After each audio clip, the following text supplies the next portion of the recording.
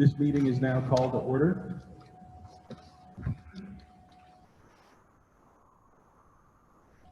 With 8 board members present, we have a quorum. Good evening and welcome everyone to this meeting of the Planning Board. The Consolidated City and County Planning Board serves as in an advisory capacity both the City Commission and the County Commission. This evening we will be holding a work session on the Helena Valley Planning Area Zoning Regulations and Map. I'd like the board members to first introduce themselves. I'm the chair, Gregory Thomas. I'm Lois Steinbeck. I represent the county. I'm Dennis Dean. I'm a resident of the county. I'm Quinlan O'Connor for the city. I'm Ken Demmons, representative of the county. Ann Schwinn, vice chair. Corey Kellogg, county representative. Morgan Anderson, I live in the city.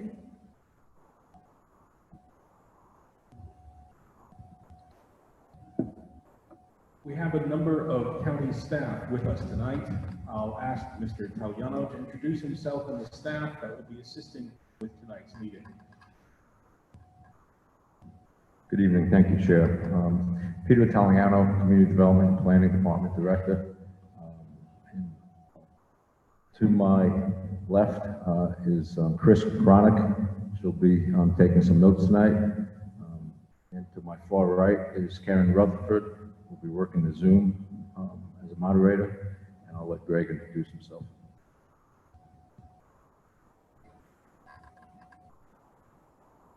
My name is Greg McNally. I'm one of the planners for the Community Development Planning Department.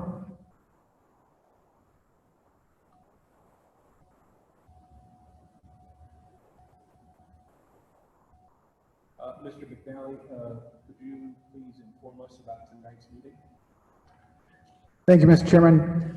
Thank you all for joining us today in the Civic Center this evening. We are meeting in this space to afford us the opportunity to participate in your local government and to be socially distant from each other. We are also hosting this meeting electronically via Zoom. We ask that you be patient should we have technical difficulties with this platform. For those of you that are participating via Zoom, we ask that you keep your microphone muted throughout the meeting unless you are acknowledged and unmuted by the meeting host. This meeting is being recorded and all public comments will become part of the permanent public record. As this is a work session, there may be limited time available for public comments. Comments may be made as an audio statement when the host unmutes you. And once called upon, you would please state your name and address for the record. We also ask you to join with an appropriate screen name. Some people are also participating via phone. If you have joined us by dialing in and would like to make a comment, press *9 on your telephone to raise your hand. And when you hear the prompt, you have been unmuted. Please slowly state your name and address and make your comment. When you are done speaking, our moderator will return your call to muted, and you may raise your hand again by pressing *9. All participants will have an opportunity to speak before previous commenters are allowed to speak again by permission of the chair. As Mr. Italiano indicated, Ms. Cronick is at the computer up here to my left to summarize comments as they are made. And before you are done speaking, we will be asking you to verify that we have summarized your comments accurately. Because we have a live audience and others participating electronically, when it does come time for us to for folks to provide public comment, we will alternate between live and electronic participants as time allows. For those in the audience, we have provided 2 microphones, which we will disinfect with a spray in between use as directed by the Civic Center. We respectfully ask that you maintain 6 feet of separation between others for your safety and other safeties. Thank you, Mr. Chair. Thank you, Mr. McNally. The procedures we will follow in this work session are as follows. The board will engage in a work session discussion with staff from now through 8 p.m. At 8 p.m., the board will then hear and or receive written comments from the public, including proponents, opponents, neutral parties, or anyone wishing to make a general statement or comment. Excuse me, Mr. Chair. Zoom participants are having a hard time hearing you. Don, is there some way we can turn his mic up?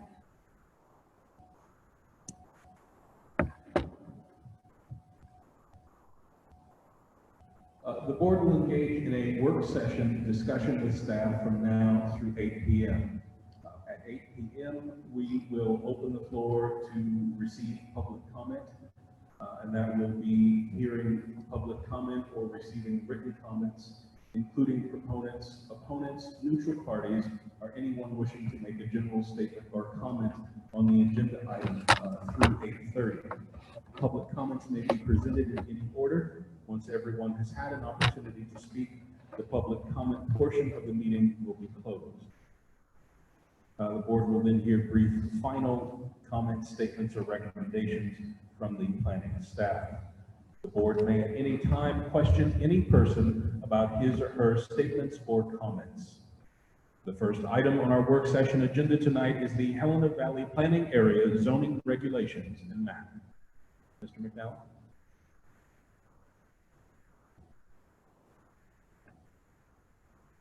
Thank you, Mr. Chair, members of the board. As our Zoom moderator just indicated, that there is some difficulty sometimes with those participating via Zoom to hear our discussions. While we are very loud and we can hear each other, sometimes the mic doesn't get picked up by the Zoom moderator. So if you could, when you're speaking tonight, be very careful to hold the mic close to your mouth.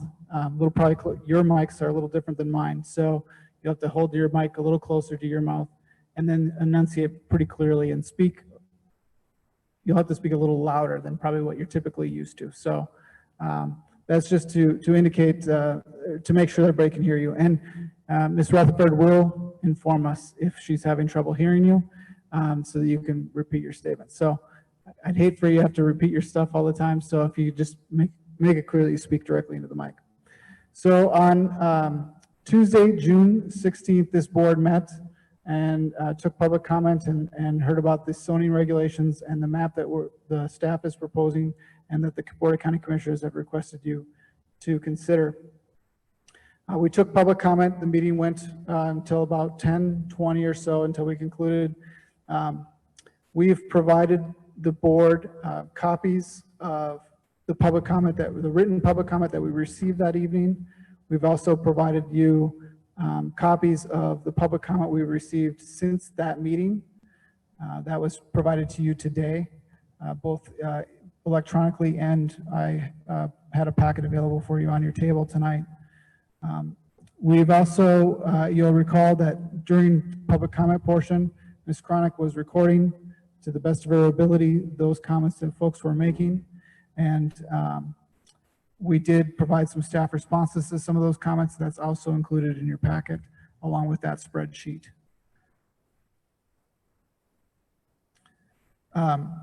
We did have some motions and some discussions about perhaps not meeting on the 18th. And then we had some motions for actually meeting on the 18th. It was a little confusing. We scheduled the meeting just to be sure, and we noticed it. And then, of course, when we informed you of that, the board, we found out that you also didn't believe that there might be a meeting on the 18th, and so we didn't have a quorum for actually holding a meeting. So we had to cancel that meeting. Mr. Italiano and I posted that meeting as canceled. We were here present at the Civic Center on the 18th in the event that somebody came by. There was an individual that did, and we informed that individual that it was canceled and that we would be having this work session today. So today, here we are for a work session for June 25th. You've heard a lot of public comment. You received a lot of public comment. We assume as staff that the board has questions for us or just would like to discuss some of the things in the regulations, and we're present for that discussion.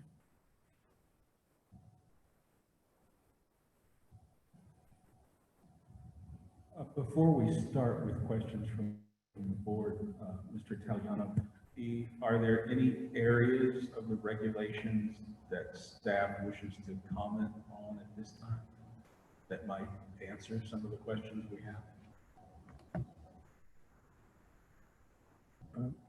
Again, Mr. Chairman, thank you. Peter Italiano, for the record, Community Development Planning Director. Yes, we heard some comments the other evening about water body setbacks. There were several folks that had concerns in two geographic areas, one over by Dana's Point along the lake shore and one up on the west side, up in the valley in Rimini. And Mr. McNally and I have looked at that quite closely over the last several days, and our recommendation is to remove the water body setbacks from the regulations. Let me go into a little explanation of what that all entails. The water body setbacks are nothing new. They've been in our subdivision regulations for quite a few years. And insofar as the approach we've taken with the zoning process is to try to keep it as simple and plain Jane as possible. We've chosen a one rural district for the entirety of the rural growth area of the valley. And as you heard, it does create some complications. The situation up in the Rivermont area is quite unique, and it's not something that's replicated in most of the other parts of the valley. A lot of the parcels up there, the vast majority of the parcels up there are not subdivided. They're what's often called matchstick or pickup stick type parcels. Some of them might be 30 feet long, 30 feet wide, a couple hundred feet long, and they're all mining claims. And as a result, it's very difficult to apply the concept of modern planning and setbacks to those types of parcels. And in the interest of trying to be sensitive to the law and certain laws governing land use, we really need to keep the regulations consistent throughout the zone district. So at this point, with the removal that we're proposing of the water body setbacks, they will still be in full force and effect as they have been when someone comes in through a subdivision process. Okay. What having them in the zoning would afford, and we give up by removing them, is that they would not be applicable to existing parcels. But we will look at that in the future. Again, it's something that's come up in the past. You know, a lot of folks have said, well, if we don't like this zoning, you know, what do we do about it? And, you know, again, I probably sound like a broken record, but it's anything but a one and done. You know, the zoning codes are made to be amended just like all the other regulations. And I'm sure over time there'll be, you know, myriad regulation changes to this document once it's approved. So that's our recommendation with regard to the water body setbacks.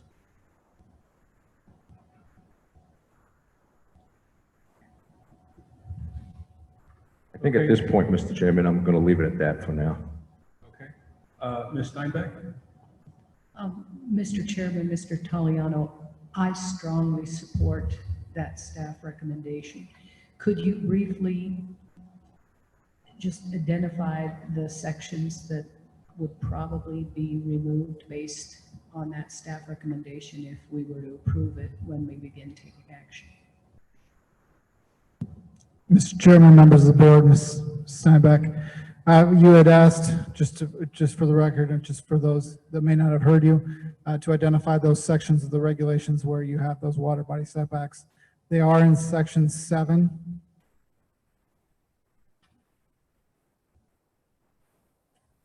And they are in section 7, 70804. It's on page 7-8 of section 7. In addition, we would have definitions related to those as well.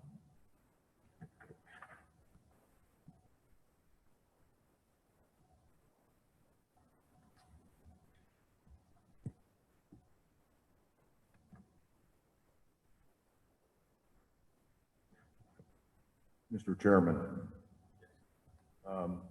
Greg, could I ask you, what was the original intent of the water body setbacks? Was it for a flooding issue or encroachment on water body? What was the intent? Mr. Chairman, members of the board member Dean, the water body setbacks were adopted by the county commissions in our subdivision regulations in 2005. And at that point in time, the commission was concerned about the water quality, the buffer areas, or the areas adjacent to the water bodies and the recharge of runoff water into those buffer areas. Certainly concerned about critical fish and wildlife habitat in our water bodies. Protecting the buffer area or that area adjacent to the waterway also has the result of lessening the severity or the velocity of floodwaters to a certain extent. So there's those positives that the commission is looking to implement through subdivision regulation. Well, my thought on it is that issue might be able to be addressed by elevation rather than linear feet away from the water body. But it's just, if you're going to abandon it, that's fine. That's just something I thought about, particularly in the Remini area. I think if you can get it above the elevation of the high water problem, if that's part of the issue, I don't know. Mr. Chairman, members of the board, Member Dean. Yeah, that's actually a spot-on analysis. And in fact, we have another set of regulations that we also implement, which are floodplain development permit regulations. And those are very much vertically focused. So we do have some opportunity to look at the change in elevation. And you're spot on about a lot of topography change in the Rimonite area. Mr. Chair, and Mr. McNally and Mr. Italiano. So I would like to say that I'm actually in favor of the setback regulations in the areas of the valley, particularly on 10 Mile Creek and 7 Mile.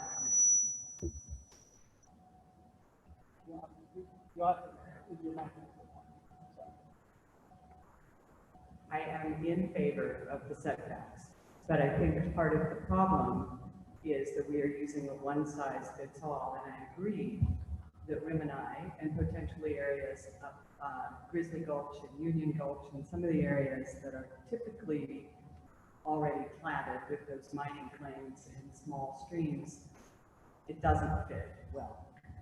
But I think that throwing the setback regulations out all the way is not a good idea for areas that are along the valley floor where we already have a fair amount of flooding occurring. And zoning is one of the few ways that we can actually regulate development along the streams.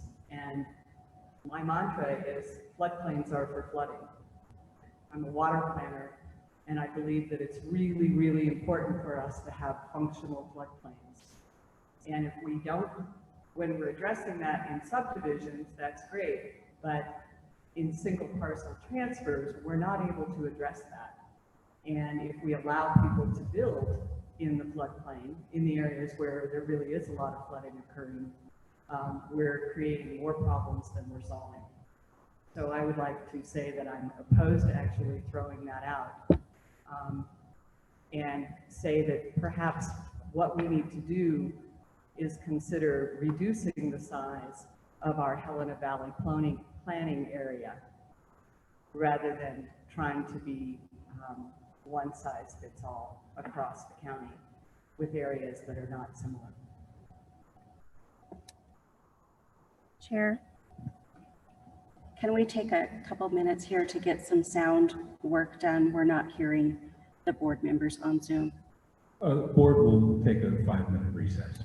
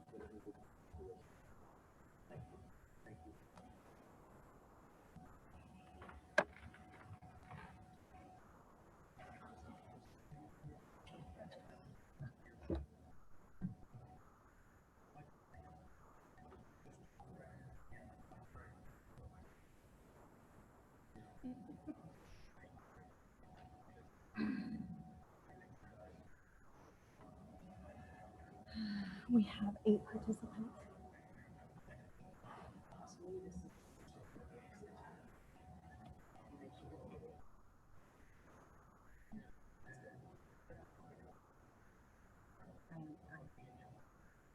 I understand.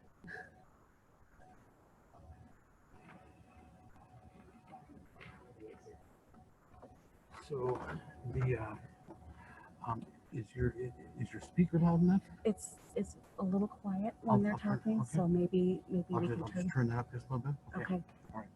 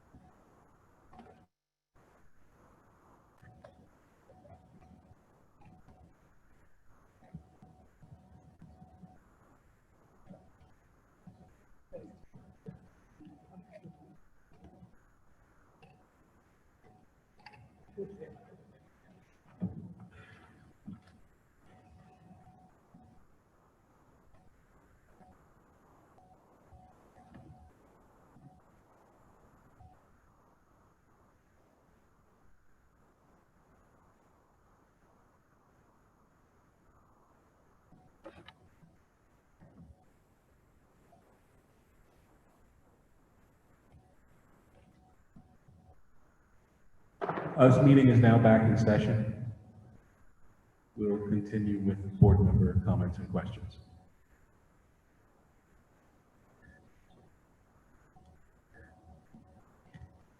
Mr. Chairman, members of the board, I don't understand a lot about floodplains, but I'm sure they all aren't addressed within a standard foot limit.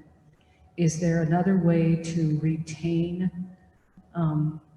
with the discussion of the zoning map aside from this issue, is there another way to write these regulations or zoning regulations that addresses floodplain issues rather than a set amount of feet back from a water course?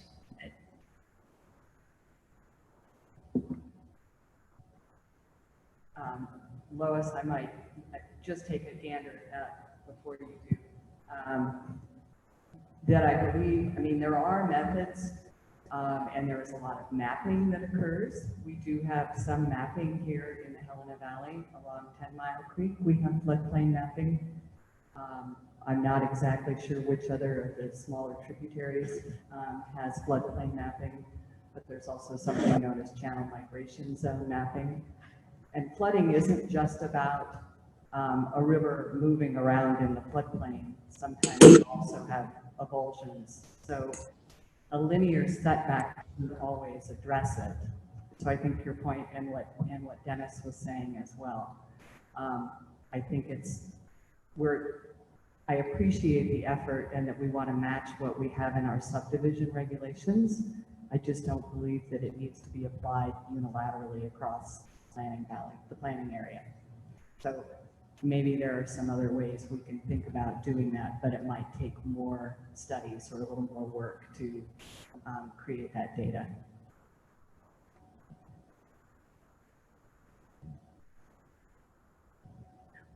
Mr. Chairman, members of the planning board, Peter Italiano, for the record, Community Development Department.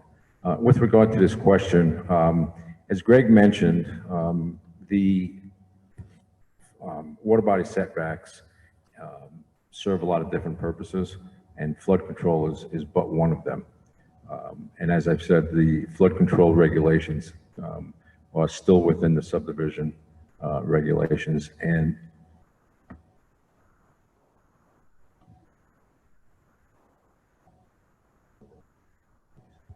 I apologize. The regulations for boundary water setbacks is not changing in the subdivision regs at all. But what's most important and most dominant in this issue, really, as Planning Board Member Schwinn is focused on, is what we call our floodplain ordinance or floodplain development permit process. And that's what's really critical. Certainly, there are areas in the valley that are mapped by FEMA. Some are not. We've got many zones, flood zones. I won't go into that right now. It's kind of inapplicable. And I think we have all the tools necessary with the floodplain process to deal with that. We can solicit, and we have on a couple occasions already in the recent past, the help and assistance of FEMA out of Denver, Colorado, with regard to processes that they use to amend the maps when something is being proposed that is significant from what's on the ground at the moment with regard to the map. I think we have a lot of ways to deal with that flooding. From a point of order standpoint, what I want to reference, Planning Board Member Schwen, you talked about the concept of changing the boundary of the planning area. Well, I think there's certainly some merit to that. That's not something that is on the table at this point. And the reason for that is that boundary is not arbitrary by any stretch of the imagination. That boundary was set in 2004, and it was further solidified in 2015. And then the zoning process that the county commissioners have asked my department to engage in, and I've asked you to make a recommendation on, is specific to that boundary. So the zoning process and that boundary are coincident. Now, I can tell you that we have budgeted, and the budget is soon to be approved by the commissioners, so I can't tell you for sure if it's in there, but my department has budgeted monies for next year to hire a consultant to open up the 2004 growth policy and go through a comprehensive, probably year-long process to amend it. It's obviously stale, being 2004. And it was in that document that all the different planning areas for the county. And we've got a planning area, Helena Valley, we've got Wolf Creek, Craig, Augusta, Lincoln, et cetera. And those all can be looked at. But most specifically down here, that particular Helena Valley planning area was revisited in 2015.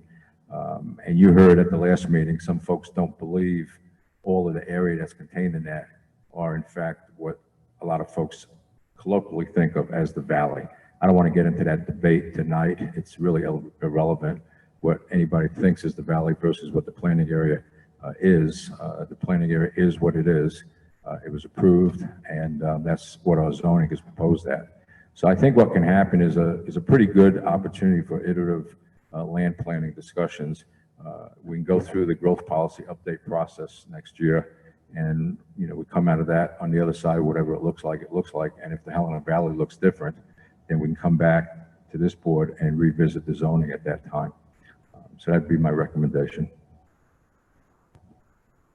So, Mr. Italiano, do I hear you correctly that you're using the Helena Valley planning area based on the 2004 growth policy, but we now have a 2015 growth policy, but we're covering the whole area, and there isn't any way that we can amend or adapt or consider, as we did in the initial zoning proposal, different types of areas within that planning, within the Helena Valley planning area. I mean, I know maybe we have to stay with the same footprint, but do we have to apply the exact same zoning to that entire footprint?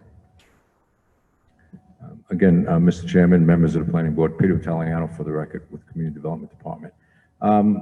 Just to be clear, there are not two different versions of the Helena Valley planning area.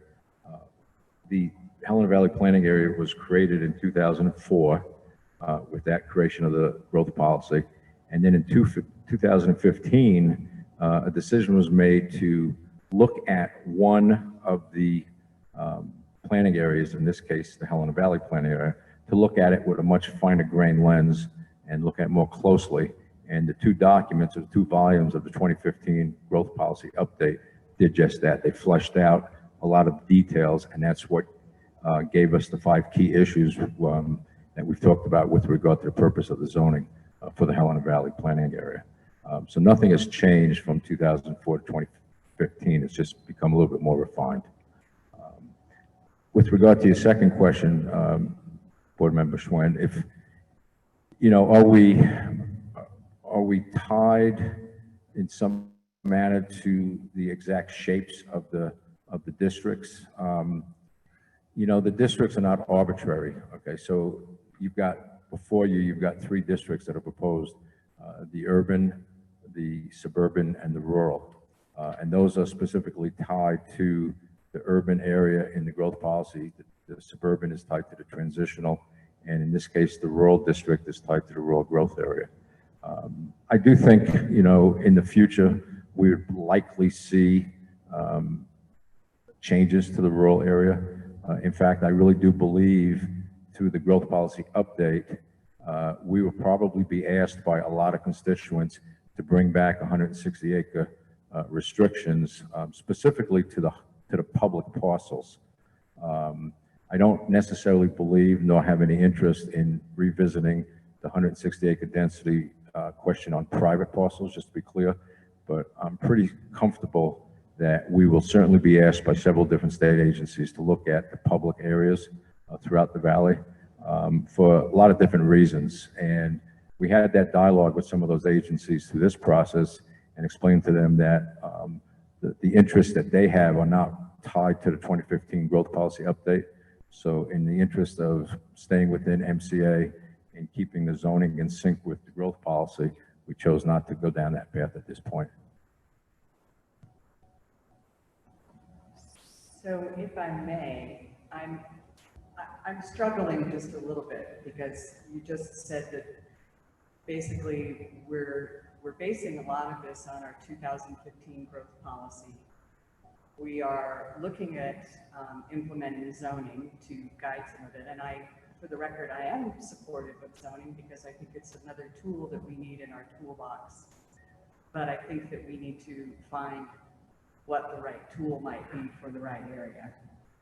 So we're basing it on the 2015. We're working on zoning right now, but then we're going to come back and we're going to have someone else reconsider our growth policy. So I would ask the question, are we putting the cart before the horse on this weight? And then what would be really helpful to me is to understand sort of the background on this and what has happened prior to where we are now, how we've gotten here, and what that timeline looks like, because I'm confused. Members of the board member Schwind. So in roughly 2014, roughly 2013, this board began the process of updating our countywide growth policy. And in that discussion, it became quickly apparent to this board, and granted, I know this board evolves with participants, but the members present at that time were pretty overwhelmed with the idea of working throughout the entirety of our county to update that growth policy, to work with folks up in Augusta to do so on Lincoln and to do so in Wolf Creek, Craig, and Caney Creek, Marysville area. And the board really pointedly asked, look, where do we experience the majority of our issues with growth? Where are we seeing the issues as a board? And the board concluded that we typically see those right here in what is the Helena Valley Planning Area, which is essentially the southern portion of our county. And so they made a concerted effort to begin the process to actually update just that portion of the Helena Valley Planning Area. And one of the reasons why they did that, one, they could bring focus directly to the area where the growth is occurring. And that they then could say, look, this is how we could do it in this planning area. We could go up to those other communities. We could go up to Augusta and we could say, here's the model we used in the Helena Valley Plan Area. We don't necessarily have to follow this model for your area up in Augusta, but we can update your planning area. The Helena Valley Plan Area, to get started, the board had a discussion about what are the issues that they deal with, right, on a subdivision by subdivision basis. And we've talked about those key issues here, those 5 key issues: water, wastewater, roads, and fire protection. Those 4, they identified those 4 early on, engaged in a public process, did a big survey, had some open house meetings, and got a lot of feedback that they were right. Those are 4 big issues that folks have concerns about. And in fact, there's another one that's flooding. And so they added that 5th element to it. And they said, when we update our growth policy, let's see if we can put some focus on how we address those 5 key issues. And so In the growth policy update, there's 2 volumes. Volume 1 is key issues report. It describes each one of those key issues. And then volume 2, which is the growth policy update portion, which talks about how do we then go forward. And the board, recognized that how we were dealing with land use and how we were dealing with growth management at the time being was not effective, right? It wasn't addressing those issues. It wasn't getting at those issues. And furthermore, looked back at the 2004 growth policy, recognized that it created some urban areas, some transitional areas, and some rural areas, and realized that, hey, we're not putting growth into those areas that we anticipated. We anticipated growth to be in those urban areas. We anticipated suburban type growth to be in those transitional areas, and urban density to occur in the urban area. It wasn't happening. And so they said, let's revisit those 3 areas and let's expand them a little bit. So the urban growth area became the same size as what the city's urban standards boundary is that they've adopted through their growth policy. The transitional area grew and became much larger to encompass an area of the valley that we're already seeing a lot of suburban growth. And then the urban area is the area that's left over. And then they decided, well, how do we approach this issue? And we worked and we had several work sessions and public meetings and some public engagement sessions over there at the Great Northern, where people were in round tables and having discussions. And ultimately we came up with the idea that there are 4 ways we can address it. We can invest in our infrastructure, right? We can invest in wastewater, we can invest in roads, we can invest in water systems and the like. We can increase our performance standards or our subdivision regulations, make them more stringent or apply different requirements. We can use density controls, and we can use education. And the board concluded that a combination of all 4 of those is most appropriate, and then further concluded that a focus on one of those in each one of those areas was more important than another. So for instance, in the urban area, an investment in infrastructure is very important, right? If we can invest in our infrastructure in those urban areas, the development community will see value in that investment and will follow suit with their investment. So private-public partnerships in that urban area, that's a focus. In the transitional area, we were looking at doing more of our performance standards, increasing our performance standards, increasing our subdivision regulations, and making them more clear in that area for additional development. And then in the rural area, it was a focus more on density control, okay? And so in the rural area, the key policy that comes out of the rural area is density control to limit the development of developmental density in that large area, to reduce the amount of congestion that we have on roads, to limit the amount of water that's being pulled out by individual wells, spread that out a little bit more, and then to reduce the strain that we're seeing on our volunteer firefighters and the provision of fire protection, both in a residential setting, but also in a wildland urban interface situation. So that's kind of where, and so the growth policies are our guiding document, right? When the commission says, community development planning staff, we want you to work with our planning board and have the planning board make a recommendation to us on zoning regulations. We look to what we worked with on the community to adopt, which is our growth policy as our guide in the creation of what you have before you today. So I just spoke for a very long time, but I hope I've answered and informed the board here in this situation. Thank you, that was very helpful. So then the next part of it is sort of what our time frame is now, because we did hear from many people a lot of concern about how quickly this seems to be happening. And I guess I'm feeling the same way. So can you help me understand what we're looking at in terms of time frame?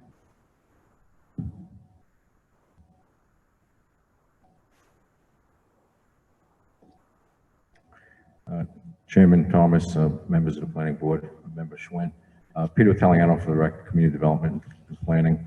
No, I don't think it's moving quickly at all. In fact, we probably should have been here June of 2016, in all honesty. I wasn't with the county in 2016 or 17, so I can't explain why exactly. My department didn't advance the ball. Other things got taken care of. There's some structural changes, et cetera. When I got here, the county commissioners charged me with bringing zoning forward, and that's what I'm attempting to do. More recently, they formally advanced that as a recommendation request to this body, the planning board. We've been working on this, you know, going back now into late 2018. I believe in November of 2018, when the commissioners heard the county initiated zoning for Fort Harrison, I believe that was probably the first time on the public record that the commissioners directed staff to get zoning going. And as we've talked about at the previous meeting, Greg and I have been out in the community. We've met with the Helena area realtors many times, home builders industry association many times. I've been to many of the government affairs meeting, with the many state agencies and nonprofits, fire chiefs, et cetera, listening sessions around the valley. So, you know, our goal is to try to get this process wrapped up this month, if that's possible, and move on still this year at looking at fleshing out written regulations for the other two districts, urban and suburban. Just so you know, planning staff, Greg and myself and some others, have met with the city planning department just recently with regard to the dialogue of beginning the process for the urban district. And that's got some issues, obviously, with regard to infrastructure enticement, but we're working on that as we go. Thank you. I can appreciate that, but I'm gonna I have wrote down a quote, and I don't have the gentleman's name who said it last Tuesday night, but he said, better to do something right than fast.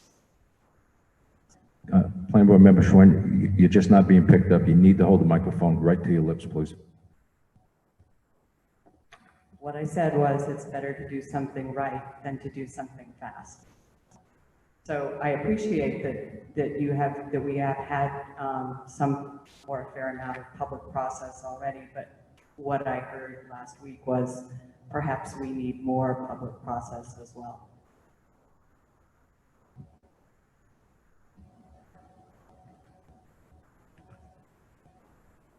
Mr. Chair, board members, Greg McNally with the planning department.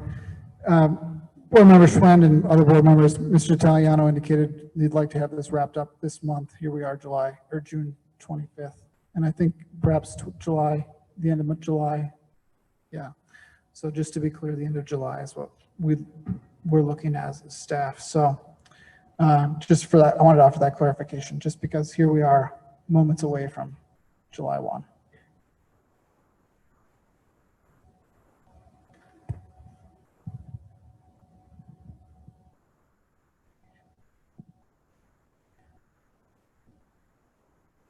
Hello. Oh, Mr. Chairman, board members.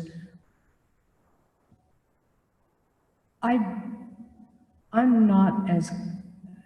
don't share the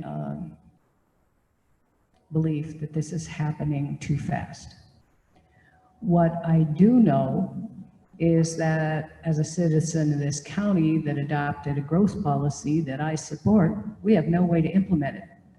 Looks good on paper, many of the things in there I support, and you can't do it. What I do pledge as a planning board member is to take the time to make the changes to the document that we think are necessary and to receive public comment on some of those changes. And that's where I am in this process.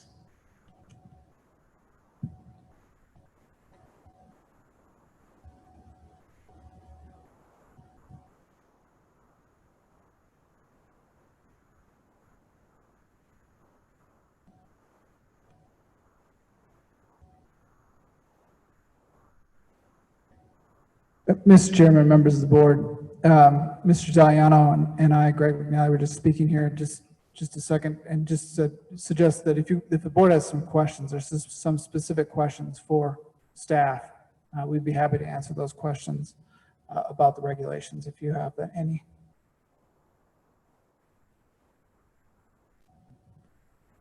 Mr. Chairman, members of the board, I think we could go back to the issue on flood control and setbacks, which we never resolved. I think that's a place to start. I think we found out that we cannot, in this go-round, exclude Remini from the planning zone because that's in the 2015 growth policy. So that's something we would have to take up later. We've established that 100 feet is probably arbitrary and that maybe a vertical solution is better. So I guess I would like to know how we could proceed on this matter to address public concerns from Remini and from folks who came to us who lived around Holter Lake. If I could just ask a clarifying question. I understand that we're supposed to use the growth policy as our guiding document, and that makes sense. But as I read the statute, it appears to say that zoning within the growth policy can be for all or part of the area identified in the jurisdictional boundaries of the growth policy. I may be missing something. I don't claim to know this area of law well, but it does appear to me that we could say it doesn't make sense to treat mountains like flat areas, and therefore we want different zoning there, or we want this policy to apply to the flat areas in what people are traditionally thinking of as Helena Valley and not in the Remini or similar areas. If that's incorrect, I'm obviously happy to hear that. Well, I would like to be corrected, I'll say, rather than happy to be wrong, but I guess I'm not understanding why we think we can't modify the boundaries for zoning purposes. Chairman Thomas, planning board members, it's a valid question and a very good question.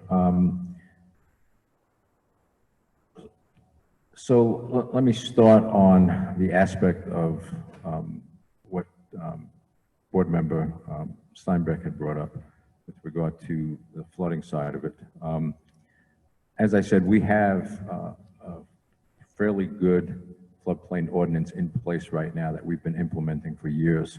And it seems to serve the county quite well, in all honesty. We have gone through a CLOMAR process, multiple LOMAs and LOMARs, and those are very rigorous processes that applicants engage both our office, and then we use the local state DNRC folks for assistance. And then when we get into some of those other processes that I referenced, we get involved with the engineers and floodplain managers down in Denver, Colorado with FEMA directly. And it seems to be working really quite well. And those regulations are based on ensuring public safety through flow management. I think as Board Member Schwen mentioned, not trying to, or not allowing the channelization areas to be plugged up with some kind of artificial development. And I don't think there's any real issues on that front. The water body setbacks, as Greg said, while some of their purpose is flooding, they also serve other purposes. So we looked at, two options. One option is to leave the water body setbacks in the document. And what that would do is thrust us into a mode of having to entertain variances on a multitude of parcels.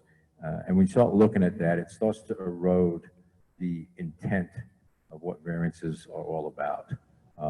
It seems a little bit odd and awkward from my perspective to create a process that we know is going to require another process to be employed on a very regular basis, when in fact the variance process should not be employed on a regular basis. It should be the exception rather than the rule. So because of that thought process, we went down the road that I mentioned earlier, which is to pull back on the water body setbacks for now. So that gets us back to the second part of the question about changing the shape of the area. Clearly, there's no argument from staff that what's happening in one area of the valley, say the southeast corner, okay, Spokane Hills and Highway 12 versus the North Hills or versus Remini is very, very different in a lot of different ways, right? Soils, topology, geology, hydrology, and development patterns. But as Greg mentioned, and we keep going back to, not to sound like the broken record, but it's really the driving force, is the 2015 growth policy talked about those ways to ameliorate some of these impacts from development. And as Greg said, in the rural area, okay, which is the vast majority of the map that we're looking at, density control is the predominant tool. And density control does a lot of different things. And some of the comments you've heard, will focus in on one area. Okay, maybe it's roads, or maybe it's water quality, maybe it's water quantity, availability, et cetera. But the growth policy is looking at all of those comprehensively, hence the 5 key issues. And in keeping the rural growth area district as proposed, the 10-acre density does in fact reduce the impact to all of those across the board, some more, some less. And that's why we think it's appropriate to do that at this time, not try to change the district. Because to change the district without having the public engaged in a growth policy dialogue to redefine the rural growth area in the growth policy to make it look different than it is today just doesn't seem appropriate to me. I think those growth policy issues and the resultant areas, the urban, suburban, and or transitional and rural, really need to be organically developed through a series of tabletop exercises that we envision next year with the public. Just as Greg had said, there were a lot of public involvement with the 2015 update, and that's really the way it should be. Otherwise, you start to ask the question, why this line at this area versus somewhere else, and you start to get into an arbitrary refinement of that boundary.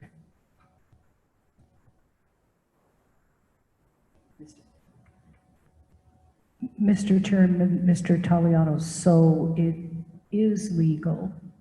The reading of the statute on the question you were asked, it is legal, maybe not advisable, to change the boundaries of the planning district. That was a question I was looking for.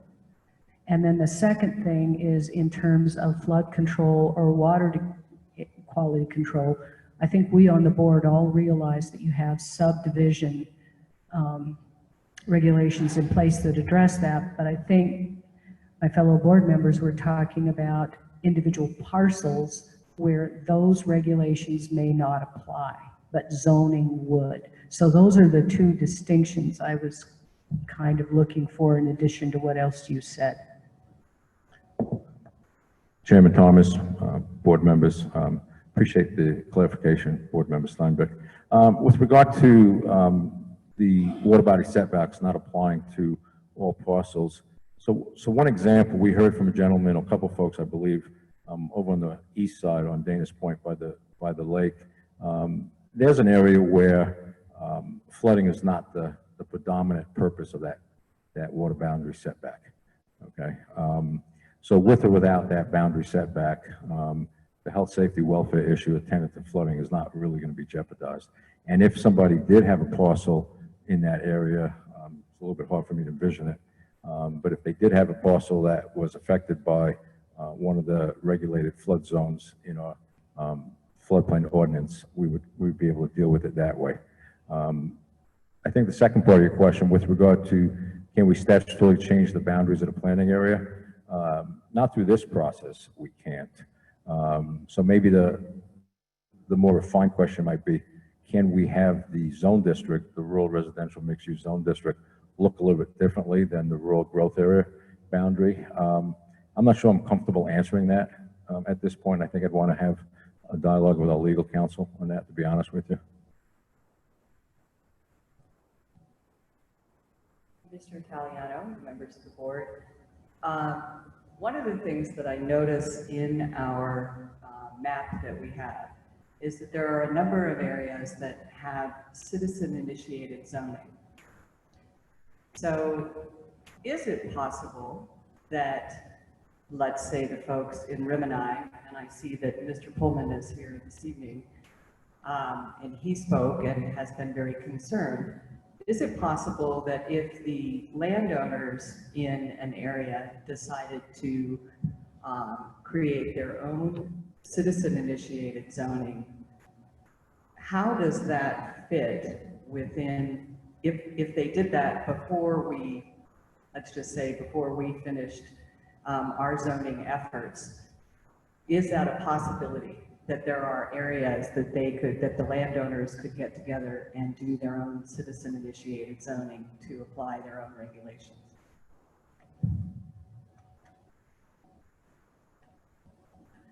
Chairman Thomas, members of the board, Peter Italiano for the record. Absolutely, in fact, my office is processing a Part 1 zone district right now as we speak. And in fact, we'll be in this same venue on, I believe it's July 8th, although don't hold me to that. Greg's nodding his head, so I guess it is July 8th. And it will be for what's in that statutory process, which is very, very different than this statutory process. But the Part 1 statutory zone process requires something called a neighborhood meeting. And that neighborhood meeting is slated for July 8th. So they are being tracked simultaneously, if that's your question. Thank you, that is. So I'm saying that what happens if we pass the zoning, this district ahead of time with different regulations than a citizen-initiated zoning process wanted to enact? I'm just wondering how they work with one another. Chairman Thomas, members of the board, Peter Italiano for the record. The Part 1 zone districts and the Part 2 zone districts do not affect one another. And if in fact they overlap, the regulations are not cumulative, which is a little bit of a departure from what I believe had been said about 2 years ago. But our current legal opinion is that the Part 1s are standalone, separate and apart from Part 2. So if you have a citizen-initiated district, the Part 2, what you're looking at tonight, wraps around it, but doesn't actually lie over it. So whatever the regulations of that Part 1 zone district were, would be what would be implemented, irrespective of what regulations may come out of this process, the Part 2 process. I don't know if I clarified that or made it messier. Mr. Chairman, Mr. Italiano, I think I'm familiar with at least 2 recent citizen zoning proposals that were not approved by the Board of County Commissioners. Is my memory accurate? Chairman Thomas, board members, for the record, Peter Italiano. I specifically recall one, Part 1, up in the north area that was not approved. I don't recall a second. I think Greg's refreshing my memory. The second one that I think you're referring to, and please correct me if you think I'm misstating, was not the creation of a new one, but an expansion of an existing. So yes, so those 2 were not approved by the County Commission. And can you tell me when those issues were presented to the Board of County Commissioners? It was within the last 6 months, I believe. Certainly within the last year.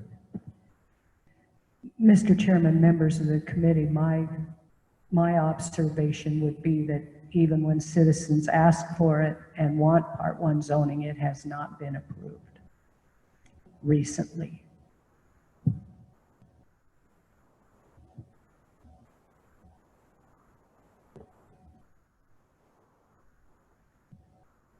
Mr. Italiano, would you please be so kind as to offer the county's perspective regarding HOAs as it relates to the new zoning regulations? There were many comments made with concerns about why HOAs are not exempt in the regulations, and there are many written comments that have been submitted.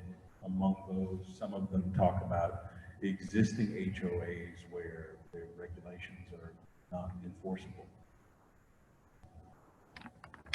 Chairman Thomas, planning board members, for the record, Peter Italiano, Community Development Planning.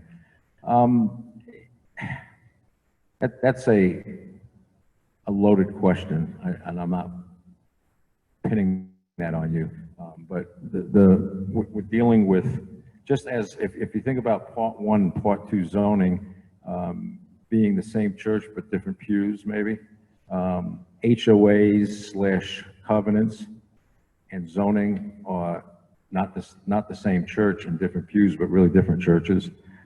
So zoning, whether it's part one or part two, is a tool that's a regulatory tool that the county commissioners have the ability to influence and enforce. Covenants and restrictions that are typically associated with HOAs or homeowner associations, sometimes POAs, property owners associations, are private agreements that the county is not party to. Now, having said that, I'm going to contradict myself. So I've been doing this for well over 30 years, and until I got to Lewis and Clark County, I never saw local government applying covenants to property. But our county chooses to apply both county covenants and then allows the applicant to apply private covenants. So I'm not going to talk about the county covenants because those are really tantamount to what I would call as a plat note, okay? But I think, Chairman Thomas, you're referring to private covenants and homeowner association control. Totally separate set of state laws that apply to covenants versus zoning, and they don't really intermingle. So it's possible that, say in our case, the zoning is adopted and we have pick a number, 50-foot setback, okay, from a front property line, all right? It's possible the covenants might require a 75-foot setback. So in that case, the landowners would have to comply with both. But in reality, the county zoning 50-foot setback would be moot. Because if they hit the 75, obviously they'd hit 50. And it's just not something that we enforce at all. So I don't believe action that would be taken by this body or the county commissioners with regard to Part 2 would have a meaningful impact on existing HOAs.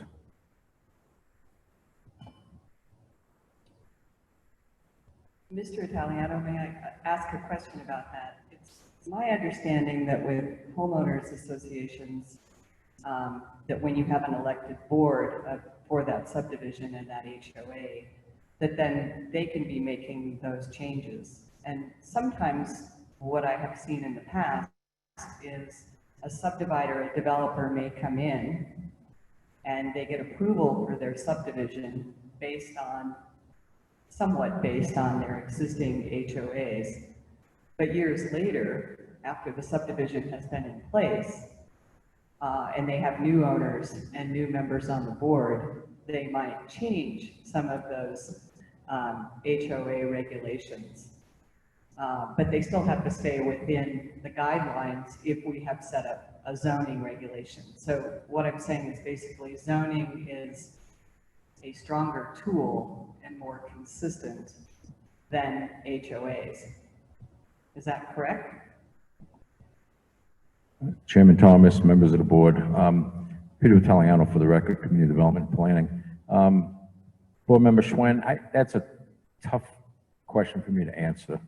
When you say more restrictive, I think it really depends on what the issue is, but based on your lead into that, which was how they can be changed and modified,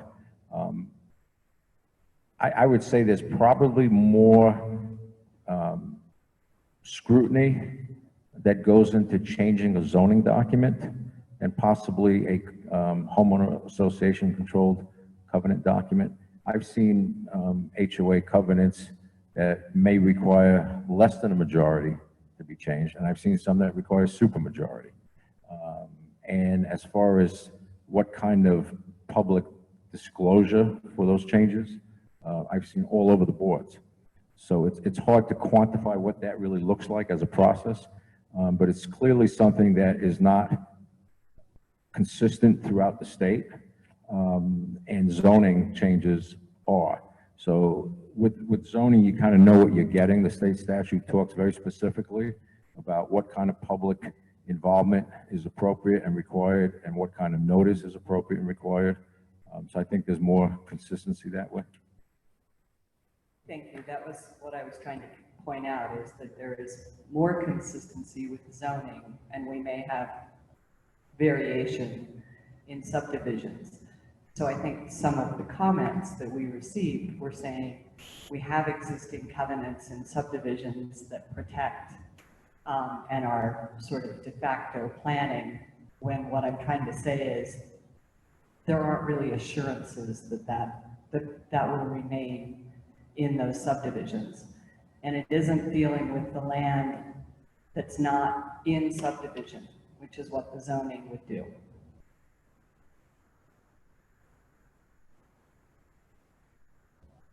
Chairman Thomas, members of the board, Peter Italiano for the record. I cannot disagree with that at all. In fact, I would just shed a little bit additional light on that topic. Covenants tend to be extremely myopic, right? Very much similar to Part 1 zoning, okay? A group of owners get together and say they want Part 1 zoning in a particular 50-lot subdivision, for instance, okay, hypothetical. And that zoning only applies to that area, and its impacts outside that area are usually nil. And covenants are basically the same way. Part 2 zoning, or county-initiated zoning, is much more of a strategic tool, okay? And then the subdivision and the floodplain regulations are the tactical or implementation tools. And if you think about the breadth of the rural zone district going from Rimini, Priest Pass, over the North Hills, down to Spokane and Bench, you can see, as we talked about already, there's myriad differences in those areas, and yet there's some commonality. There's the commonality of a 10-acre density, reducing development intensity, reducing development impact, and therefore reducing the demands on certain infrastructure. Okay, roads, for instance, is one that Greg mentioned. Okay.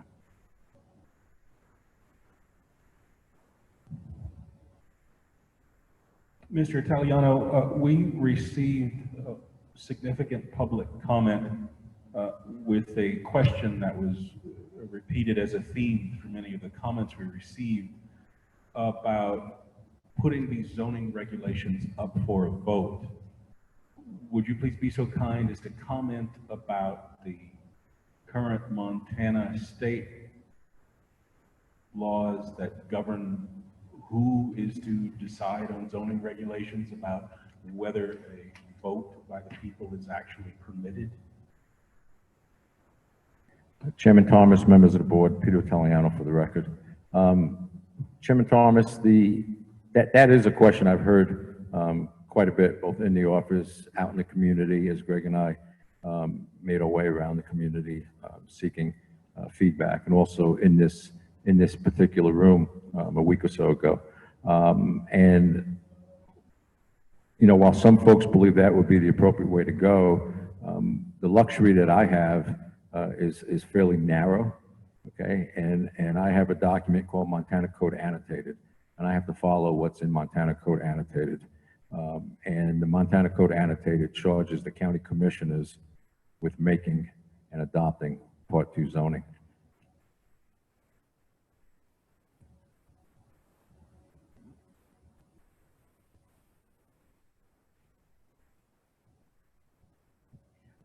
Mr. Chairman, I have a question about rezoning. I know a couple of times during the public comment, I think there might have been a response about rezoning a parcel. Can you explain to me a little bit how the inclusion of rezoning could address some of the concerns that we heard about from people who testified?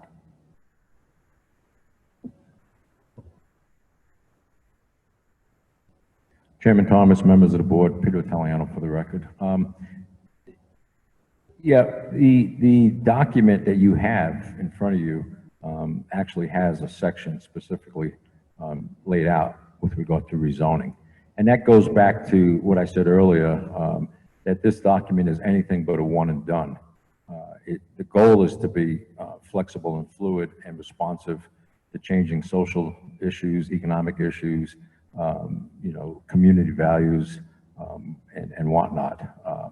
So the rezoning section of the code sets forth a process by which anybody with land in the area that's zoned, in the valley, can come in and request that their land be rezoned. And one of the sections that's in there and not completely fleshed out at this point is a section called Plan Unit Development. We're excited to bring that forward soon because that is a way to rezone property that affords the landowners a huge amount of flexibility and opportunity to be creative. It's not something that has to be done.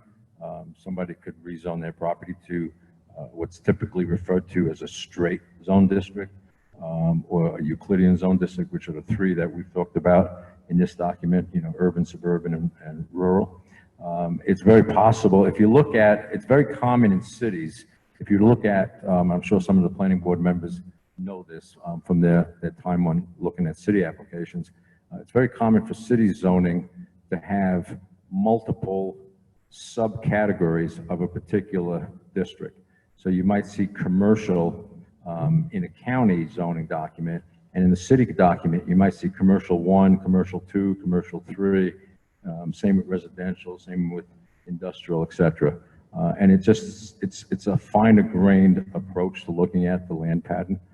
So I think as we go forward, we can certainly look at that, whether it's initiated through staff, initiated through a public process with the growth policy update in the future, or just initiate directly with the public in a smaller area that, they come forward and have an idea that something would be tweaked. So absolutely, rezoning is something that's well documented in the guide.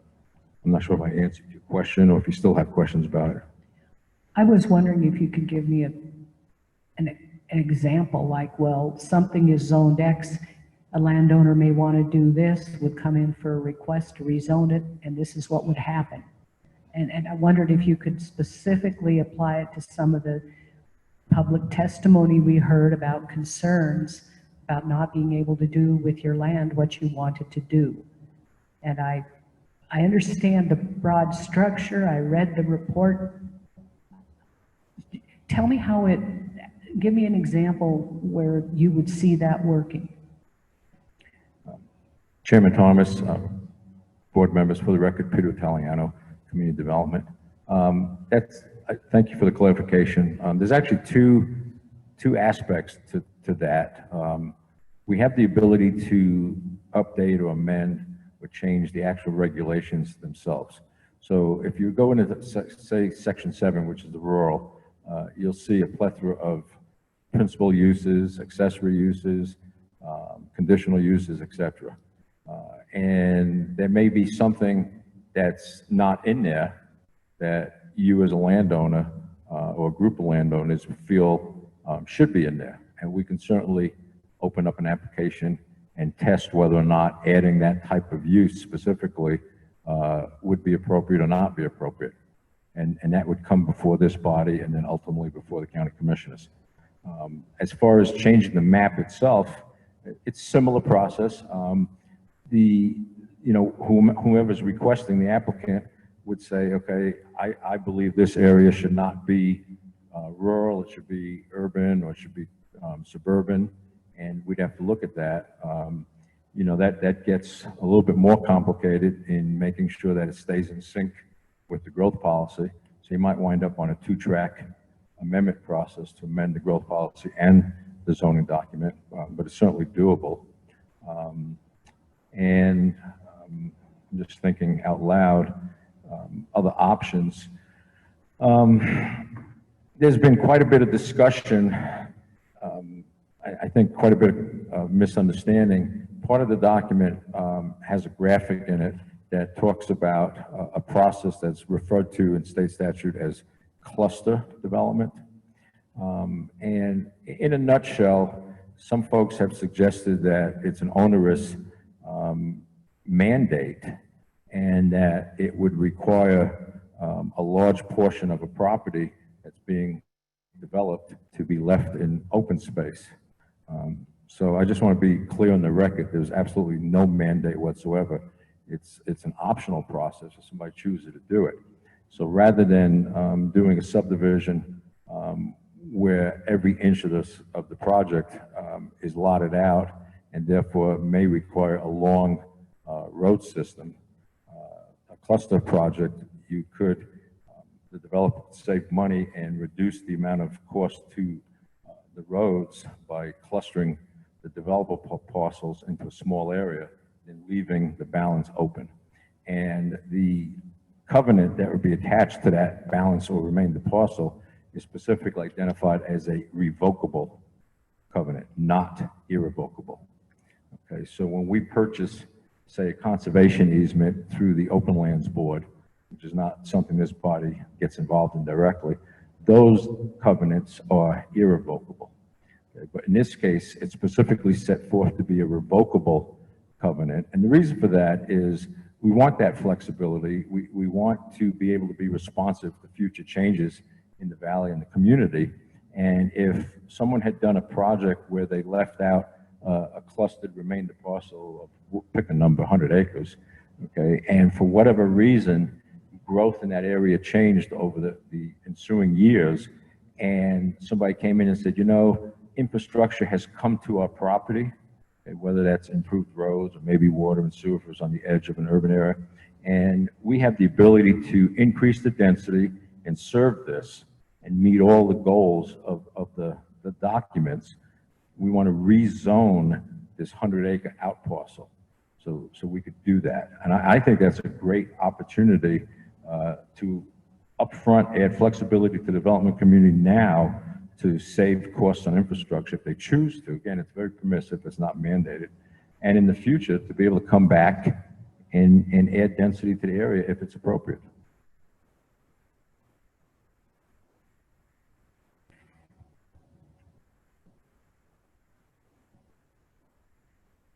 The board will now take a 5-minute recess. We'll reconvene at 7:25.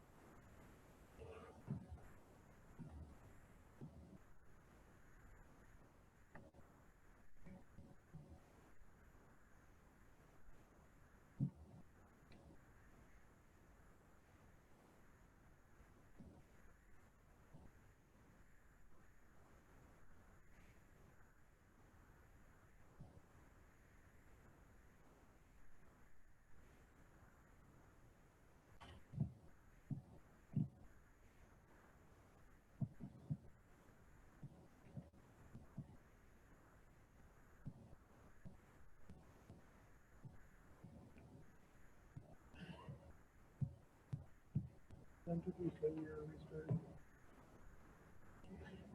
Oh, that's recent. Sorry, I just got. Board is now back in session. We will go ahead and now begin discussing items where we have requests from staff to either provide information and or submit revisions to the proposed regulations.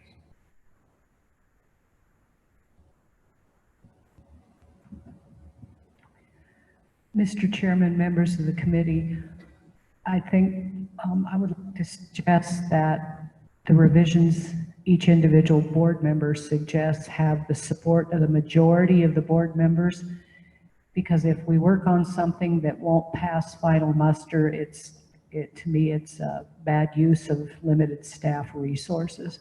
So, Mr. Chairman, would you prefer that these changes be made in the form of a motion and voted on, or would you just prefer some consensus, or how would you like to proceed with the changes that we would like to see in the regulations? At this point, I feel they should be brought up for discussion. Mr. Chairman, I would like to discuss the issue of removing Remini from the rural planning zone, not the Helena Valley planning growth area, but the zoning district.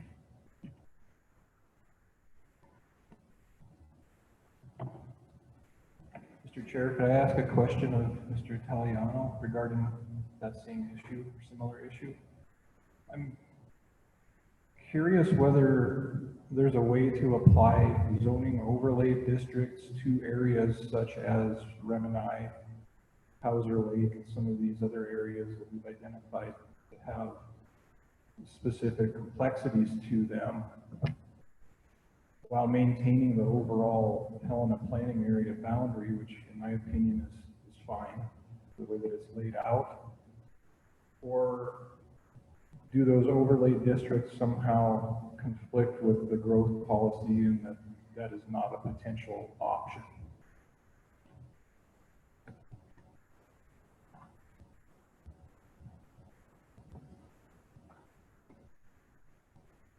Chairman Thomas, members of the board, Peter Italiano for the record, Community Development and Planning Department. With regard to the question about using an overlay district for the Remini area, it's certainly an option. In fact, the 2015 growth policy actually discusses overlay districts. As I talked about earlier, the planned unit development district that's identified in the document you have is what I would consider to be the granddaddy of them all, if you will, with regard to overlay districts, because it's not geographically fixed, so to speak. I mean, that's certainly one option that we could look at. Again, I'd have to visit with our legal counsel to make sure that we're staying within the confines of MCA. You know, would it be possible to somehow bifurcate the rural zone district and have a subset that was in that Remini area? We can certainly look into that and report back to the planning board. Thank you.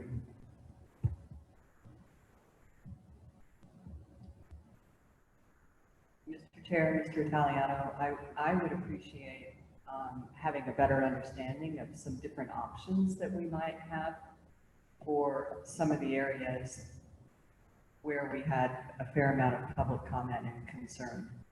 And I know right now we did hear from the residents in Remini, and we heard from the residents out at Dana's Point. But I'm a little concerned about perhaps that we haven't heard from other places and giving special dispensation.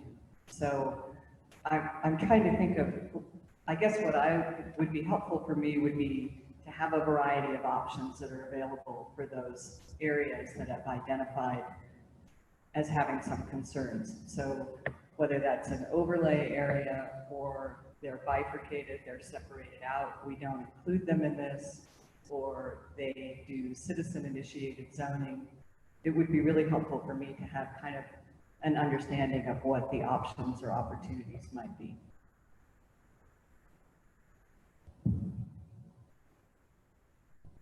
Chairman Thomas, planning board members, Peter Italiano for the record, Community Development and Planning Department. Yeah, we'll certainly take a stab at fleshing out several of those options. Probably the largest challenge, I think, would be for us to try to assume something in that area with regard to part one. But as far as overlay options and doing some kind of bifurcated parent district, we can certainly look at that with our legal staff.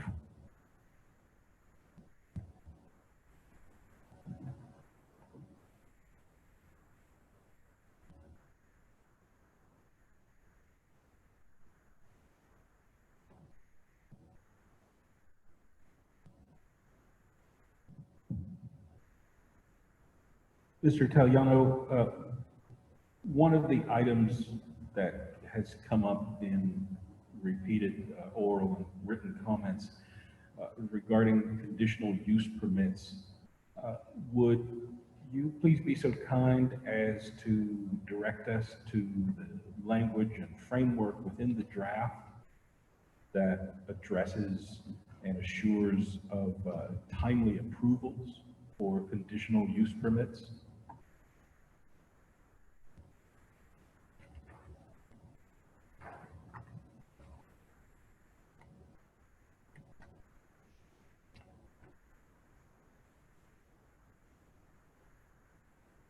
Mr. Chairman, members of the board, Garvin Canelli with Community Development Planning Department. Conditional use permit process is described in section 14 of your regulations.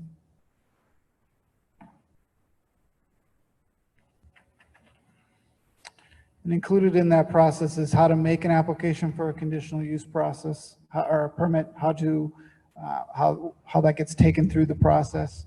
In addition, there is provisions in the conditional use permit for considerations for amendments of that conditional use permit if a decision has already been made on one and someone would like to have it revisited and perhaps amend that conditional use permit. Again, section 14 covers the depth and breadth of that, and it includes provisions for the public process, for both providing public notice and for how that's heard.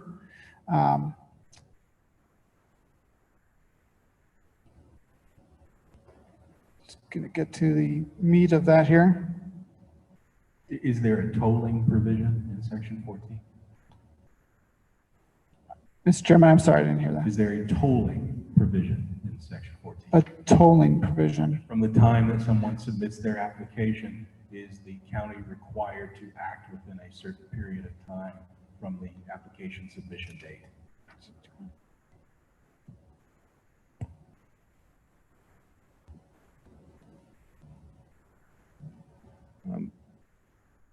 Chairman Thomas, planning board members, for the record, Peter Italiano, Community Development and Planning Department. No, there's not a direct tolling or regulated time frame. Several of the, and I think this was a theme that came up last time we met with some of the commenters, several processes, conditional use permit is one of them, the variance process is another, and the appeals process is another that I can think of off the top of my head, that we're trying to make them a highly flexible and highly iterative process where we can sit down at the table and work hand in glove with the applicant and come up with a solution that actually solves problems as opposed to simply checks boxes, which is one of the problems with a lot of the statutorily driven timeframe processes that, especially in subdivision planning act, in my opinion. I think it's fair to say that one of the other things I would say with regard to two of those three processes, variances and conditional use permits, as an option, applicants can actually go through an administrative process and have more flexibility and less time in the process and not have to come before the public board of the planning board of the county commissioners.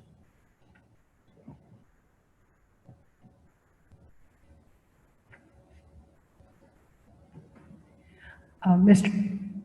Chairman, members of the board, I would be interested in a staff recommendation if there were to be a tolling process in place. I understand the need for flexibility, and I appreciate that. On the other hand, I understand people's financial needs potentially to know how long the process is going to take at a maximum. So, and I also got subjected to some of the same concerns you have about the subdivision timing. But on the other hand, I understand what the commenter's concern is. So I would be interested in a staff recommendation of some sort saying that this process shall take no longer than X. And, excuse me.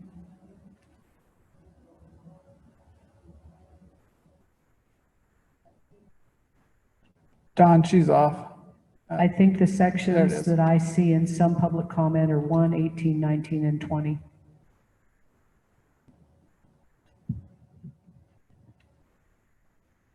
Mr. Chairman, members of the board, Ms. Steinbeck, you said sections which? 1, 18, 19, and 20. 1, 18, 19, and 20, thank you. Those are the ones that have been identified in public comment.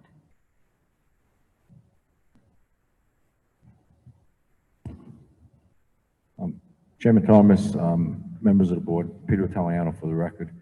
We'll certainly take a look at that. You know, we looked at the other counties in the state of Montana that have Part 2 zoning and looked at different sections of some of those different codes as what we thought were good fits for the valley. You know, so it's not something that we created out of thin air by any stretch of imagination. And again, just principally, I'm opposed to the concept of regulated timeframes, but we'll certainly take a look at it and report back to the planning board.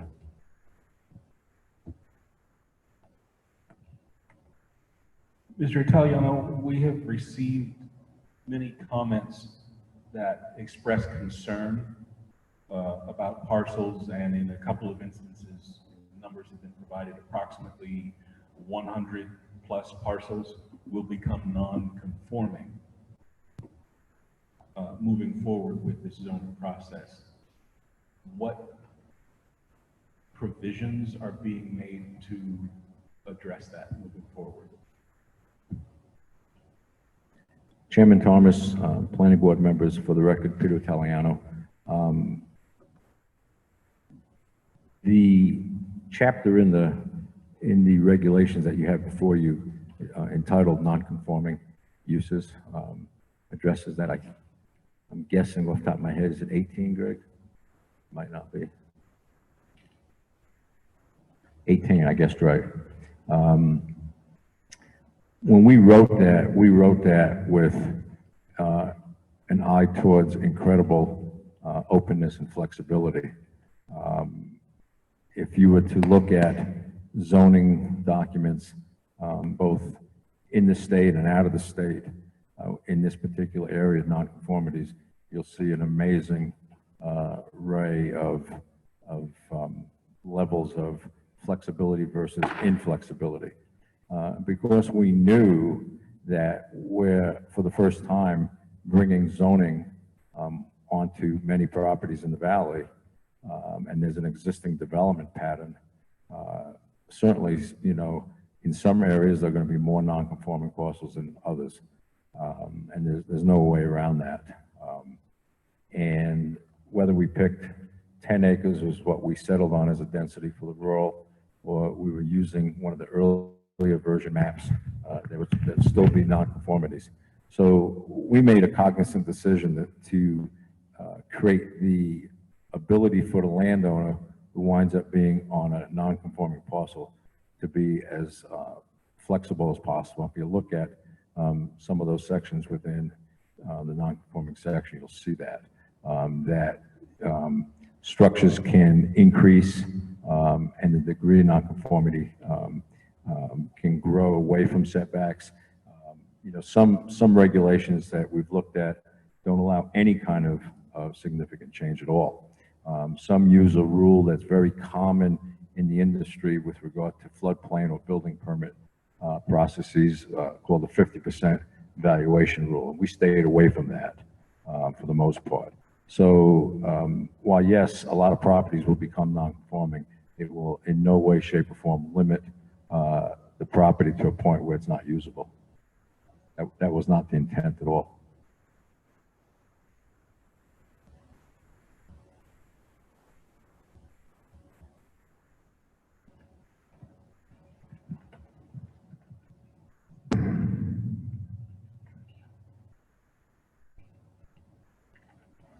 Do we have any further board comments or questions at this time?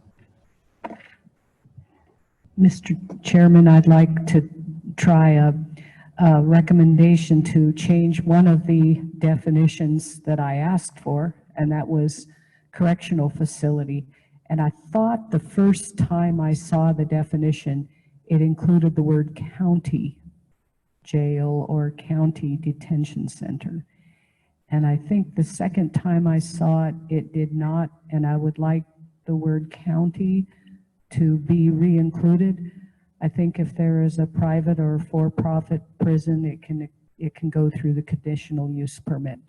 So I would like to make that recommended change, if I read that correctly, and I'd rely on Mr. McNally's memory better than mine. But when we see some of the changes again, that's something I would like to see.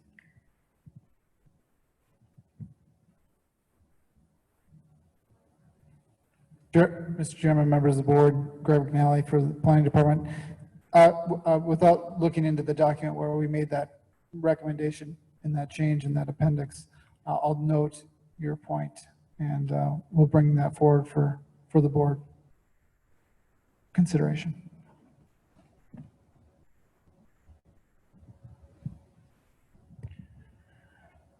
Mr. Chair, I have a few questions about Section 19, variance procedures and standards. Just to start with, as I read sections 1901, 02, and 03, it appears that they are in large part, and especially in 1901, just parroting the statute at 76 to 223 1C.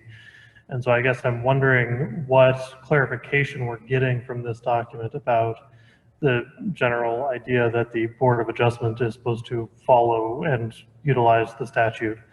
It doesn't appear to me that we're adding anything or clarifying for parties what the variance process is actually going to look like.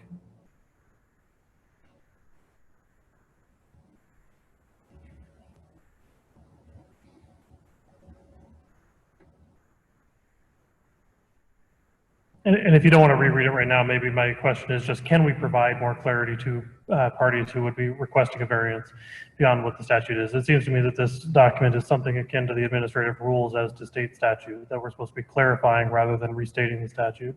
And that if we could provide some clarification for parties, it might be beneficial. Looking to the city of Helena's variance ordinances, it seems to me that they have a lot more specificity while leaving room for plenty of flexibility for different situations to arise. You get more of an idea of what would be necessary, what needs to go into an application to get approval. You know, in this one, there are, you know, what are the spirits of the regulations that are supposed to be abided by in this, which is in both 1901 and 1903-04. You know, what does that mean? How does a party comply with that? I understand the idea of not having a self-imposed hardship. I think that makes sense, but it seems to me that more clarification could be provided in that section, which may make it easier for parties to utilize the process. And I think something similar in section 1904.072, I have some concern about you saying conditions shall be roughly proportional to any anticipated impacts of the applicant's proposal. I guess I don't really know what roughly proportional means in this context, and I'm not sure that it adds much beyond what's in 1 and 2 of that same subsection. So I'm wondering if that needs to be there, if staff thinks it needs to be there and it adds something or not. In line with what member Steinbeck was referencing, I wonder whether 1904.09 should include a time limit for evaluation of variances. I understand generally not liking them, but does it provide clarity to the parties? And just continuing to go through these, in 1905.01, I'm wondering if the county is creating a situation that's problematic for itself in that last provision under the certificate of mailing block.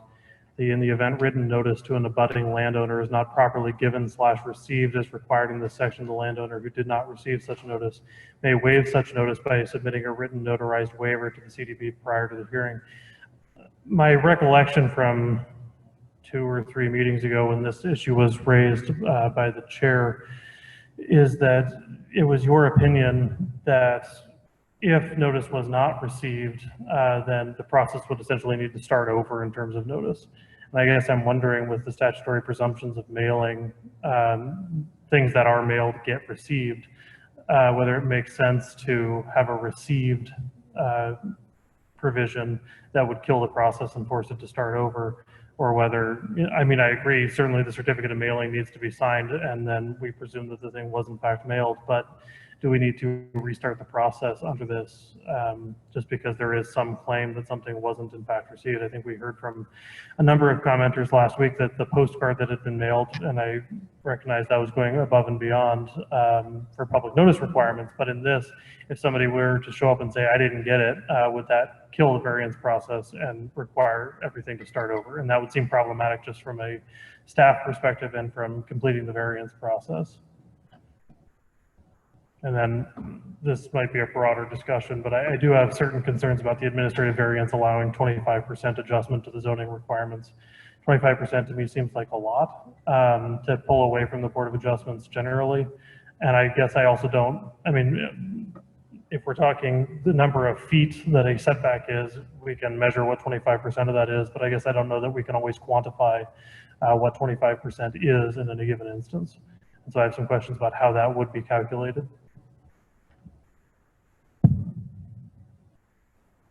Chairman Thomas, planning board members, for the record, Peter Italiano, community development planning. Yes, a lot of questions, and I'll try to deal with those. I guess the main thing I would say is we're more than happy to look at other versions of a variance section, including Helena's, but I would be cautious in recognizing that the city is more fine-grained in its zoning approach than what we're proposing, and it may not make sense for the variance section to be more fine-grained either. The intent is an important section of each chapter in zoning, especially when you get into litigation, kind of sets the tone. So it may feel like it's just a regurgitation of statute, but it is something that's valuable. While these regulations are similar and consistent with statute, they're also different in certain areas. We do clarify what types of issues are eligible for a variance and which types are not, and that's important. As far as the mailing, I think it's a philosophy. I've tried to always be pro-business and pro-development my entire career, and at the same time, make sure that the development is done in a sustainable way that comports with the vision of the community, which is usually driven by the growth policy. So the idea of having some kind of fatal flaw, say a mailing be defective, and stop the process and have to reset to zero and go back, is just something that fundamentally rubs me the wrong way. And I think we ought to afford an applicant the ability to continue to move forward. We had 3 different attorneys feel comfortable with this process. So I do feel comfortable with it, that we're not creating a significant problem for staff. And the intent there, maybe we missed the mark, I'm not sure, maybe I misunderstood your question or concern, but the intent there is if there is some kind of flaw in the notice, if the folks that did not get noticed are willing, and if it's voluntary, if they're willing to waive that notice, then the process can continue without having to be reset. So I think that's a good thing personally. If the planning board feels strongly they don't want that, we can certainly, revisit that. But that's something that, just from a philosophic standpoint, seems to make sense for me. So and again, I'm not sure if I misread what you were saying or not. Maybe I could clarify. I agree with you that putting the burden, though, on that particular mailing is staff, and staff completing the certificate of mailing. And while it could be waived, it would be voluntary also not to waive it upon not receiving. And so that's my concern is it was mailed, the certificate of mailing is signed, that the document was mailed to the proper address to the adjacent landowner. And then a claim comes up that something was not received, and that adjacent landowner is unwilling to stipulate that the process can move forward. And does that kill the process and move it and make it have to restart? That's my concern. I agree with you that notice is important, that it needs to happen, all of those things. And having some flexibility to allow a waiver is great.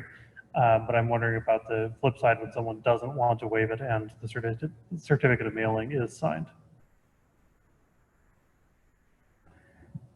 Chairman Thomas, planning board members, for the record, Peter Italiano, Community Development and Planning. I think that's a very valid question, board member, and we'll certainly look at that some more, revisit with our legal staff. I don't think it's a black and white. I think it's shades of gray, quite honestly. And I get a little bit nervous about, especially the way Montana's Constitution directs local government in the area of public notice. It's very aggressive.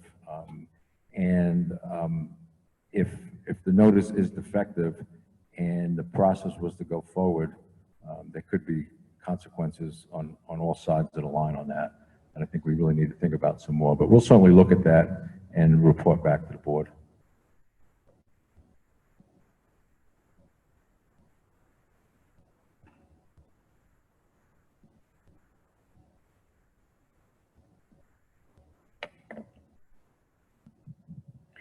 Mr. Chairman, members of the board, I had one other request of staff.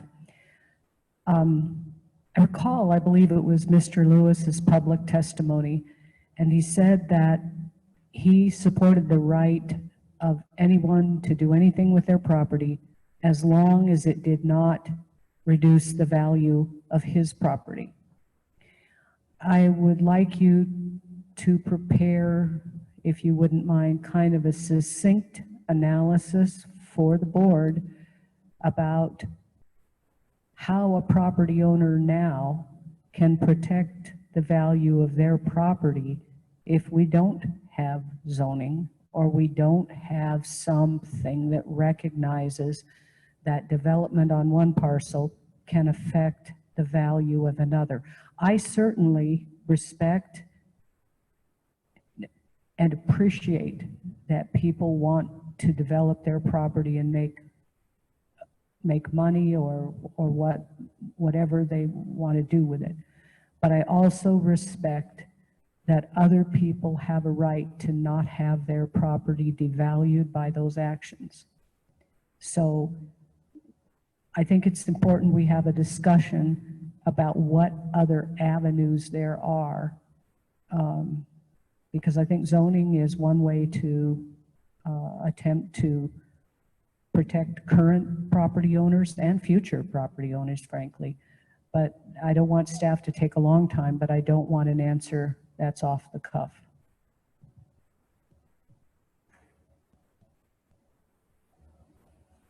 Chairman Thomas, members of the board, Peter Italiano for the record.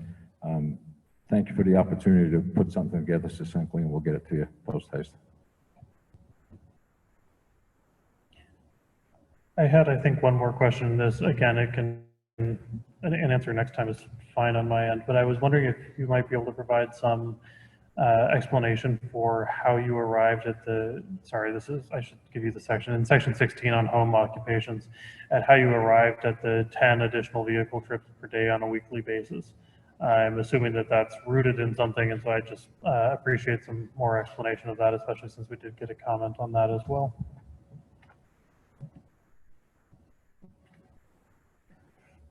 Chairman Thomas, Planning Board members, Peter Italiano for the record, Community Development and Planning Department for Lewis Clark County. The question, just to restate, had to do with the 10 additional vehicle trips per day for home occupations. So there has been a fair amount of questions from the public with regard to home occupation. And again, you know, I don't know, maybe this goes to our desire to try to keep it simple, which has been an overarching theme, but many times you'll see home occupations have multiple thresholds or multiple levels. So you might have a home occupation level 1, which looks like what we've written, which is basically a given with no additional permissive action. And then you could have a level 2 and a level 3 that requires some kind of approval, whether it be administrative through staff or through a public process, and you get some kind of home occupation permit. So often those additional processes start to feel like a conditional use permit light, and we wanted to stay away from that and add more flexibility. So the two areas that came up had to do, one was with the additional 10 trips a day, and the other was with the additional 2 people that are not family members or owners of the property a day. So what's magic about 10 vehicle trips a day? So in the realm that Greg and I work in, there's a book that we always look to, the International Engineering Standards Manual, and ITESE, International Transportation and Engineering Manual, I believe it is. Anyway, the bottom line is the national average for single-family detached residential is like 9.67 trips per day, and I think it's fair to say most jurisdictions rounded up to 10. So that's what drove that. So then it becomes this question of, if you're trying to create a process to allow folks to work at home and the community benefits from home occupation, right? There's a reduction of lane miles traveled, reduction of fossil fuel consumption, air pollution, et cetera, et cetera. You can get into other issues of childcare and whatnot. But if you allow people to earn a living out of their property, there's some real value added to the community from a high level standpoint. So, but then you get into the question of what kind of additional uses on a particular property or in a particular area start to change the complexion of that area. And we had a case, I think it was within the last year, certainly within the last couple of years, because I've only been here a little bit more than a couple of years. There was a Part 1 zone district in the valley that a gentleman came in and wanted to be able to do some creative welding or metal work on his property, and that was denied by the Planning and Zoning Commission. And it was denied based on the fact that at the end of the day, things like noise, vibration, smells start to impact, and in this particular case, it also had to do with vehicle trips, start to impact the expectation that the neighbors have for what their community as a residential community should be. So the home occupation is looking at things like that, and long-winded way of saying that we felt that if you start to exceed by more than a factor of 2 the amount of traffic in a community, it may start to change the complexion of that particular community, so it's not feeling like that anymore. And if we got to that point, what we would probably then look at is, if we started to see a lot of requests for a particular use that was driving the vehicle trips, above that, we would go back and come back to the planning board and say, we want to revisit and do an amendment to the code, and we might add that use as a conditional use, because it might be appropriate with certain constraints placed on it that the conditional use permit would afford us to do.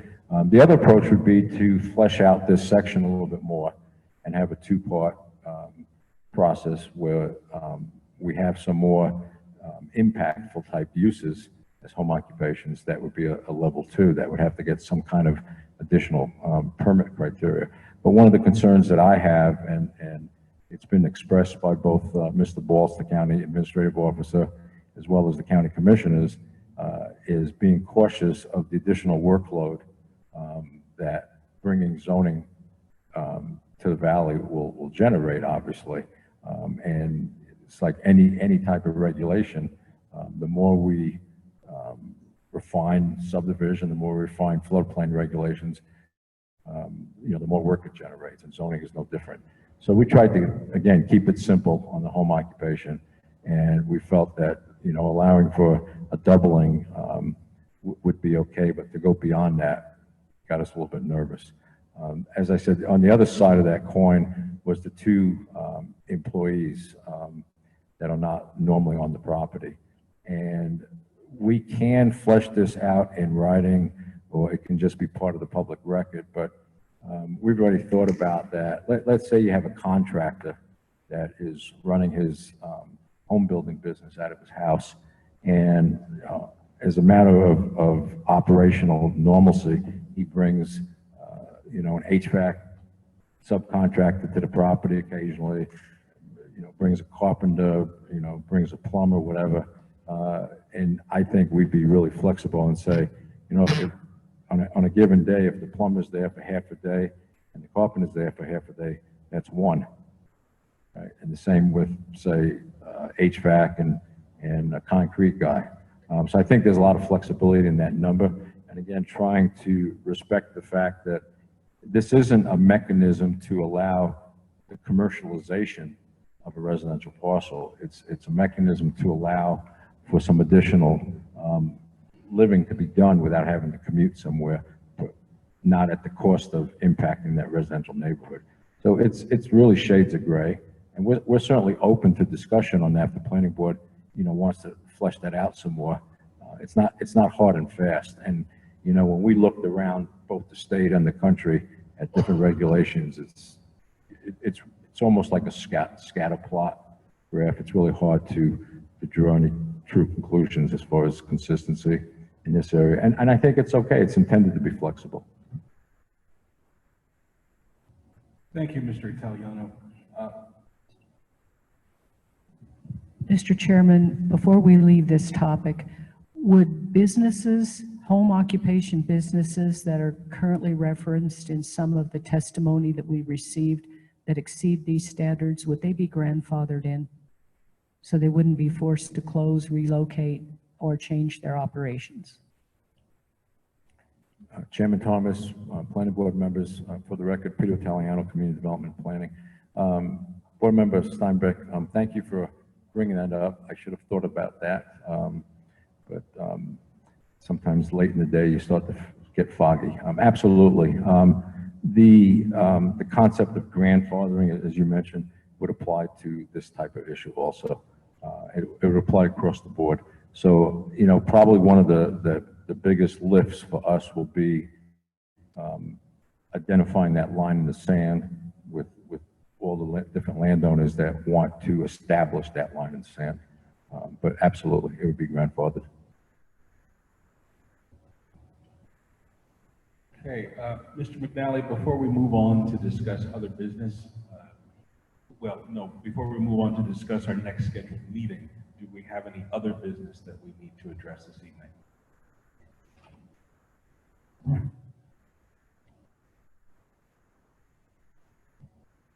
Mr. Chairman, members of the board, Greg McNally for the Community Development Planning Department. So after the conclusion of your work session, you indicated that you were going to take some public comment tonight. You can do that, and then there's other items on your agenda, other business, if the board has any other business that it would like, and we don't have anything for you otherwise. And then the next item would be the next scheduled meeting, which we could talk about when that next scheduled meeting will be. And then any public comment on any public matter that's not on your agenda currently would be your next item. So that would be the task before you adjourn. Okay, so we will now open for public comment here in the Civic Center and also via Zoom.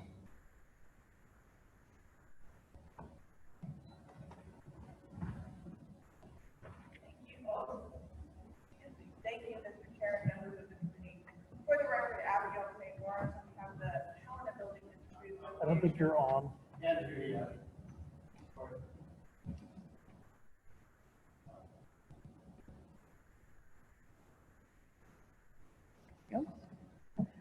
My apologies, I didn't realize I wasn't on.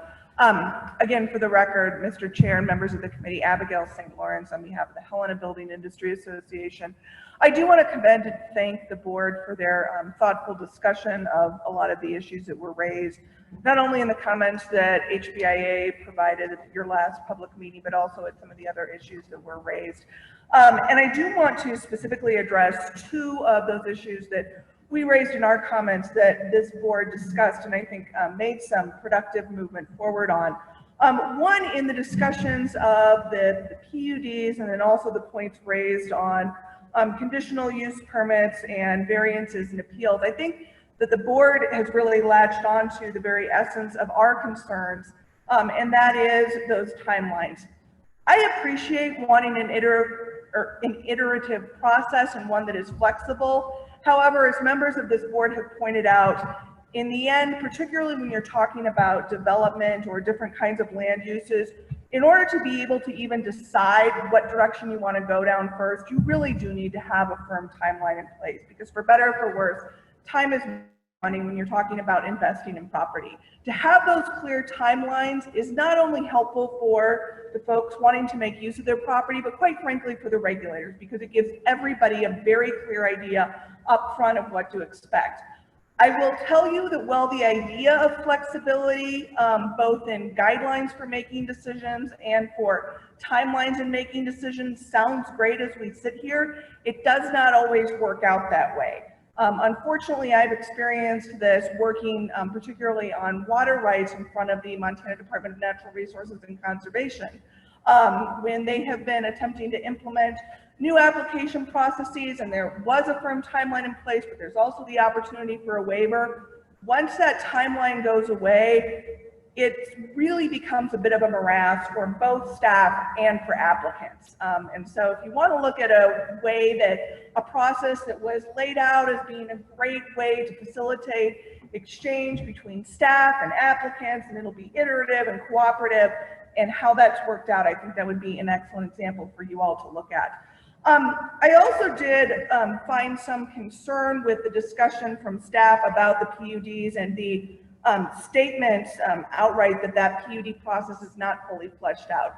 The PUDs have been held up to my members as one of the biggest ways that these zoning regulations will be flexible and accommodate for their needs that either aren't taken into consideration in these regulations or for changes that may be necessary down the road. For that process not to be admittedly fully fleshed out is exceptionally troubling to us. I certainly appreciate the desire by staff and by this board to keep this process moving, but I also really appreciate the statements by this board that there does need to be careful consideration. There needs to be response to the questions, and there needs to be the opportunity for the public to participate in this, because it is the public buy-in that makes the difference. And I do want to remind this board as well that certainly you are not the final decision-making body and do serve in an advisory capacity. You do have the opportunity to suggest changes, to request those changes, and to make those changes. You do not serve at the behest of the planning staff. And so I really appreciate your asking questions, asking for changes, asking for modifications, and would encourage you to continue to do that rather than simply take statements of, well, you know, we considered that and we're passing that along as a final statement on what you can and cannot recommend to the county commission. The county commission is depending on you to be the voice of the people in the county as a way to incorporate their concerns and to pass those along to the county commission. One final statement I did want to make as well on the last topic that you all discussed on the home-based businesses. As you'll recall, that was a primary concern for HBIA members. A large number of our members do base their businesses, and they may have not only a contractor or two coming in, but actually office staff based on their residential property. Well, we do appreciate the statement that there will be an opportunity to grandfather these in. Some of the flexibility that is described in how the current staff would interpret the rules actually is some great cause for concern. It's great with this current staff. However, the current staff will not be around for forever. And as some of you know, in fact, I think some board members may know from personal experience, gray areas when you're talking about regulations are great for lawyers. So maybe I should shut up and allow you to continue to move these forward with gray areas, but are really a lot of heartbreak for everybody else. So I would encourage you to add as much clarity into these regs as you can, not only in the home-based business section, but elsewhere. So thank you again for the opportunity and for your work. Ms. St. Lawrence, can you direct me to the specific section, not the home-based businesses, but the PUDs that you think needs to be fleshed out? Would you let us know which section in this document you're talking about? Can I put that into an email that I would Yes. send to staff? Absolutely. Yes. I will say that when I was taking that actually from statements provided by staff, but I can certainly provide you with examples of where we feel that that needs to happen as well. Thank you. Yep, I'd be happy to put that together.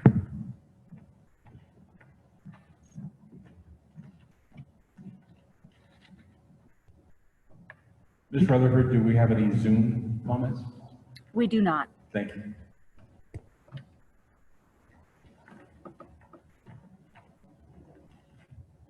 Mr. Chairman, members of the board, my name is Jerry Hamlin and I reside at 1625 University Street here in Helena. I agree with the comments made by Abby as it affects home builders. We also have HAR representatives here and I'm representing myself, not them. But I've heard several times Mr. Italiano referring to the idea that he's had a lot of meetings and he's met with a lot of people, including HBIA, HAR, I think HBID, the Helena Valley Irrigation District, and several others. But I never hear what the overall pulse was in any of those meetings. And the ones I attended, the overall pulse was overwhelmingly opposed to this proposition. We do not think, I do not think that this zoning is the answer for the problems that they say it created. The 5 areas they're trying to impact really aren't impacted by this density regulation, essentially a small moratorium on development by requiring 10-acre chunks of land. That isn't really a planning answer. That is a moratorium on anything that's less than 10 acres. It's simply not going to work. Now, admittedly, it'll have some effect on transportation and daily traffic, because if you limit the number of people, naturally, you're going to limit the impact on the road. But this impact on the roads hasn't been caused by the people who have been developing over the last few years. The impacts that they're talking about saving will not be able to be reduced just because of those 10-acre limitations. And if that's the only planning tool we have to keep up our road maintenance that's been not done for the last 20 years, and now all of a sudden we're going to make it better by limiting the density, that's not even a logical idea in my mind. Also, the one-size-fits-all idea here doesn't make sense. There are areas in the valley, and we just heard them say that this growth plan emanated from the 2004 growth plan. The boundaries are the same. And of course, they're sacred. We can't change those boundaries. I do not believe that is true. I think they can be changed. And I think there's ways that you can handle the Remini problem and the Hauser Lake problem by simply excluding those 2 areas. If you said this zoning plan applies to all of Lewis and Clark County or whatever the limits are right now, except for Remini, Lake Hauser, and say why it doesn't apply in those areas. What is wrong with that? Has anybody really done a study to see how many problems have come up from Remini? How many problems have emanated from Hauser Lake? What are the problems we're trying to mitigate? And when you just take a blanket assessment and say it applies to the whole county, that makes no sense. You overlay existing areas, those existing homeowners bought in that area without this zoning, and all of a sudden, boom, in comes the zoning, and they can't use their property or sell it without updating it. Now, I have a question, so just write this down, maybe you could cover it. My question is, when you say it overlays it and they're grandfathered in, that's all good. But what happens if they sell the property? Do the new buyers have to comply with the new zoning? So I'd like to know the answer to that, because if that's the case, then you have devalued that person's property again. And then when I really think about it, I didn't get a chance to get the final paperwork all of you have. So some of these changes may have been incorporated and maybe not. The first one I can think of is when I read the plan and I got down to the intent section, and it says, this plan is meant to discourage, not encourage development. What kind of a statement is that? We're trying to work together with the development community, but we're saying, we're going to discourage you. Well, that's kind of a bad start. The rest of it I didn't even care about, because I saw that and I thought, what's the sense of reading this? It's not going to do any good, because they're going to discourage development. That's not a very good way to have an intent statement in the new zoning regulations. And I'd recommend that that statement be amended to something a little more developer friendly. Let's see.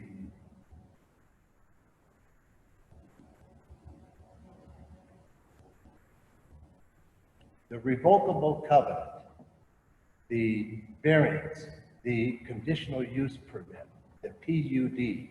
I'm going to take Mr. Italiano at his word and assume that he really believes that he's trying to create a workable situation. But I'm going to tell you, I've been developing for 47 years, and I have never seen those terms be workable. I have applied for lots of variances, lots of conditional use permits, both in the city and in the county, and the majority of those have been denied.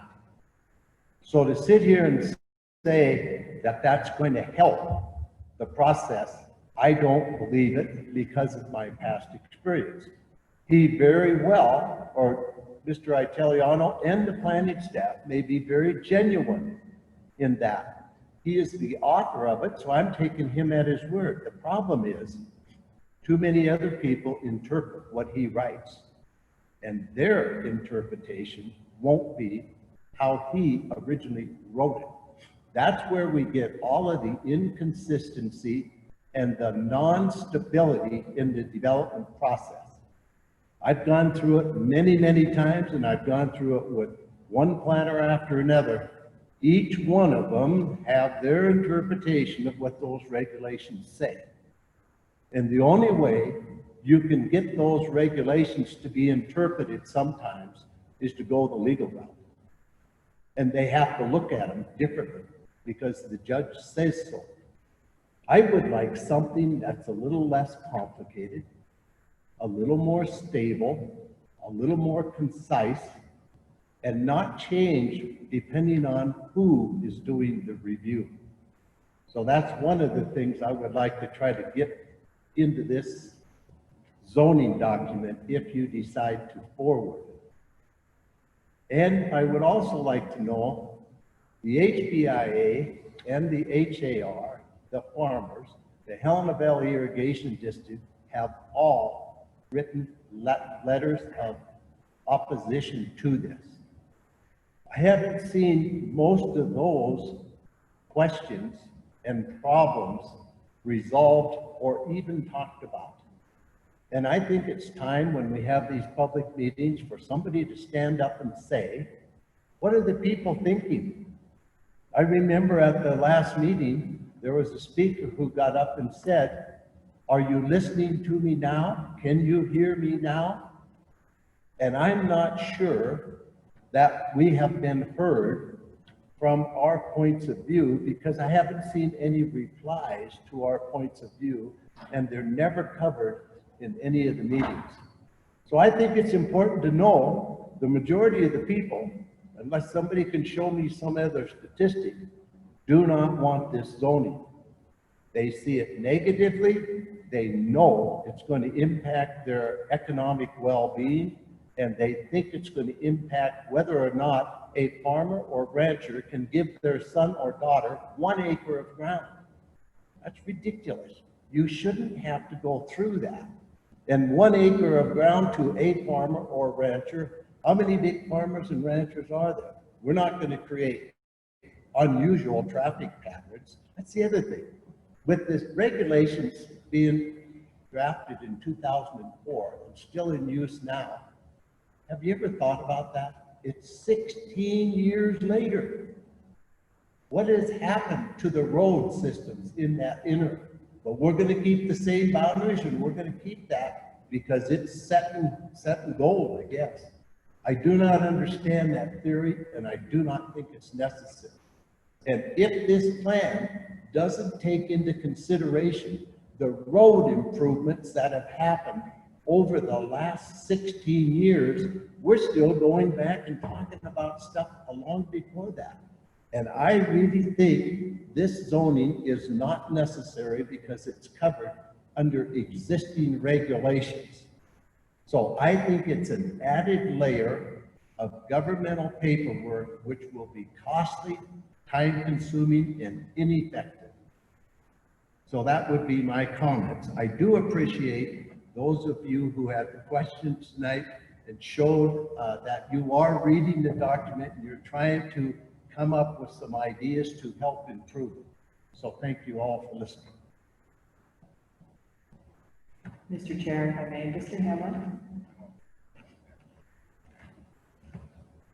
Thank you for your comments. I appreciate that. And given your experience and your years of development in the community, and the variance process and the different things that have gone on, I also heard you say that you want some assurances and you want stability and you want to know what's going on. So do you have other recommendations about how we may guide the process of planning and development in the valley that would be helpful? We have had several iterations of the plan document. Then we get 126 pages on April 4th. And yes, I've read them all, but I don't have individual written down comments because by the time I got halfway through it, I thought, I don't see how this document is addressing the 5 major problems it's supposed to address. But I can certainly get some. Well, so what I was thinking is use your experience and your innovation and your ideas, and let's just say you got to be the Wizard of Oz and develop your own plan. How might you do that? I would work closely with the subdivision regulations, the DNRC, the DEQ, FEMA, and those organizations that were already responsible for. I just spent 14 years on a 200-lot subdivision. And believe me, there isn't one hurdle or one rock I didn't have to turn over and jump over.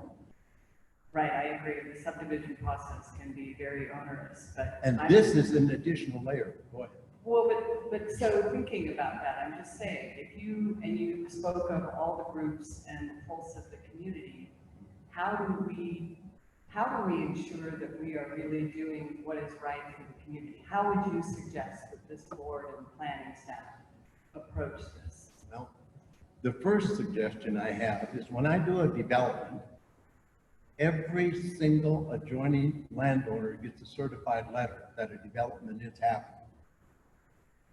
These owners that this zoning plan is going to take advantage of have no notice other than a 2-week notice in the newspaper. How many people in here get the newspaper? Oh, good. I actually read it too. But what I'm saying is, why can't we at least give the same courtesy to owners of land in this county and notify them of this process in this zoning? We can notify all the adjoining landowners, but we can't notify the actual owners themselves. That seems ludicrous to me. So I'd start with notice to owners. Now I realize having public meetings and putting it in the newspaper is a method of notice. But I don't think 90% of the people that are going to be affected by this zoning plan have even heard about it. I am amazed at the number of people that call me every week saying, wow, I didn't realize that was happening. How can I help to stop it? So that's what I would say is first, get some notice out. So, but then you just said, how would you stop it? So I'm going to flip it over and say, how do we move it forward in a way that works for the majority of people and developers and gives us those assurances that we really need to have? Take some of the latitude away from the planners. Now, I know from a planner's viewpoint, if I was sitting there, I'd like to have latitude to be flexible, latitude to do everything, but sometimes that latitude works to the detriment of the people trying to get something done. And this is way too subjective for determining whether you're going to comply or not. If you just go down through and read the variance section, the conditional use section, the PUD section, all of those things, there is so much latitude given the staff to make a decision and an interpretation of the writer's idea that he had in his head. And I'm going to guarantee you, there are no two people who are going to think that that written language is what maybe the writer thought it was going to be interpreted. We go through the same thing every year with the legislature. We go through that with any governmental organization that writes rules and regulations. And then they really don't know what they mean until you take them to court and prove one way or the other. And I hate going to court. I don't want anybody to think I'm all for court, but I don't like court. And what I'm trying to do is avoid court by making it more clear, more concise, and more stable. So do you agree that actually setting some regulations for the valley would help alleviate concerns? I certainly agree that some regulations are necessary, but I do think this doesn't add to the stability. It doesn't fix the problems it's supposed to fix. So I'm not sure that I would agree that more regulation and more cost and more time is the answer to the valley's problems. And I think if we did a study, and I don't think this is ever done either, but if we did a study in the Helena Valley over the last 10 years, I would like to know how many of these real problems came up. Or are we still taking 2004 ideologies and just assuming it's the same 16 years later? Because I'll guarantee you, it's not. I've developed since 1973, and I came into being with the subdivision regulations, and I served on a planning board for 7 years, and I'll guarantee you, it's a lot tougher now and a lot more expensive and time consuming than I have seen in my 47 years. And this is going to extend that process. And I am not one who's going to like the revocable covenant, because to get it revoked, what do I have to do? And that's where the problem comes in. It's easy to sit here and say, this is not irrevocable. It is revocable. But when you sit there and say that, and then you go through the process, you find it's a whole different ballgame. Thank you. I appreciate your perspective in bringing that forward, but I would say As an engaged citizen, I'd love to hear some positive ideas about ways that things that might work and suggestions for how we could do this. Well, in a way that would work okay, better. and I appreciate your question, so I'm not making little of it, but it's hard for me to be positive when it looks like just more negative regulations coming on and extending the development process with no benefit. That's another thing. Why don't we have an economic analysis with this? Some kind of an economic analysis that says the value of all the land covered by this is X number of dollars today. And I've talked to bankers and I've talked to appraisers and I've been a real estate broker for 30 or 37 of my 47 years. And I do appraisals and I know this is going to have a drastic negative effect. How about the effect on the county revenues? They're going to be way down because they can no longer appraise the land for the same price because they have to have the acreage limitation. And then the farmer and rancher goes to the bank and he says, can I renew my line of credit? And the banker says, oh, I'm sorry, your property is only worth half of what it was last year because of this zoning regulation. So we're not going to be able to extend your line of credit for next year. Those are real person examples of what this is going to do. So I appreciate the fact that you're trying to get me to say something positive, and I wish I could. I wish that I could, but I can't see it because it just looks like another layer of regulation. I think it's been put in place too fast. I don't think the public has had the opportunity to comment on it because they didn't realize it was coming about, and it's going to have a huge impact on county revenues and on our citizens themselves. And it definitely goes against any private property rights that we have. And those are endowed rights by our Creator, inalienable, can't be taken away. And the government shouldn't take away. And I just think this kind of zoning, I know they say it has to be able to implement the growth plan. I don't think it has to be. Now, I could be all alone in that opinion, but I've been here a long time and I've been through a lot of stuff. And I'm telling you, this is not the answer. I'm sorry, I didn't have more positive. I'll come back later, but thank you.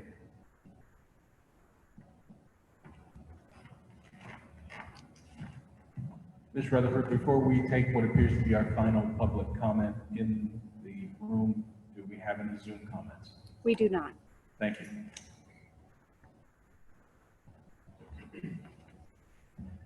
Mr. Chairman, members of the Planning Board, I want to thank you for your time tonight. It's a beautiful night out there, and I know we'd all like to be out there doing that. My name is Bill Gowan. I'm the Governmental Affairs Chairman for the Helena Association of Realtors, and I'm not even a realtor. I own a title company, and I do closings every day. And it's pretty fun to go through these things and see the public process, so I really do appreciate it. And in speaking for our association, of which I'm a member, there's a couple of things that were in our written comment that I don't think have been addressed. I think they need to be. But you have those in front of you, and I know you have a lot of work yet to do. One of the things I think that I've been hearing tonight is there's a lot of good questions. And one of them is that this is a tool in the toolbox. Yes, zoning is a tool in the toolbox. I live 2 miles north of the Bob's Valley Market. Fairly dense area now. Not quite sure why it's in pink, because there's not much 10-acre left. Doesn't make sense to me. So that's something I think that needs to be addressed. Let's see what 10-acre parcels are really left. And then let's address those parties. The other thing is I think a good answer to the question that you asked Mr. Hamlin earlier was, what we really need to do is we need to start and reassess and redo the growth policy. And we need to look at those things in a modern light, with modern improvements, and target certain areas that can be growth areas and that already are. Where I live, pretty dense. And they're doing some pretty serious road work to accommodate for that. So that shouldn't be a 10-acre density area, because it's not now, folks. Take a drive out there. So, the other thing is 10 acres may be great in some areas of this county, not in a blanket, not as an overriding paintbrush. Where did 10 acres come from? I don't have a clue. But if you think that the density has to be one house per 10 acres in this valley, then why is so much of it not? That would be my question. And another final thing, when you live in Helena, you get to go up to the legislature and you get to work on different issues. And I've spent a lot of time up there, a lot of different issues that affect title insurance and real estate. And one thing I can tell you is, do you know how many bill drafts there are? And bill draft requests there are? And compare that to how many laws are actually passed. And why is it so few are actually passed? Because all ideas have good intentions, but the devil's in the details, and the unintended consequences are too high. And that's what this process is about, is to point out all the unintended consequences. So what we really need to do is go back to work and roll up our sleeves. It does not have to be done right away, and it does not have to be done by July. I'm sorry. We're not going to poof off the earth if this zoning isn't passed by July. It's not ready for prime time, and it needs a lot more work. That doesn't mean I don't appreciate the work that the staff has done, because it's come a long way.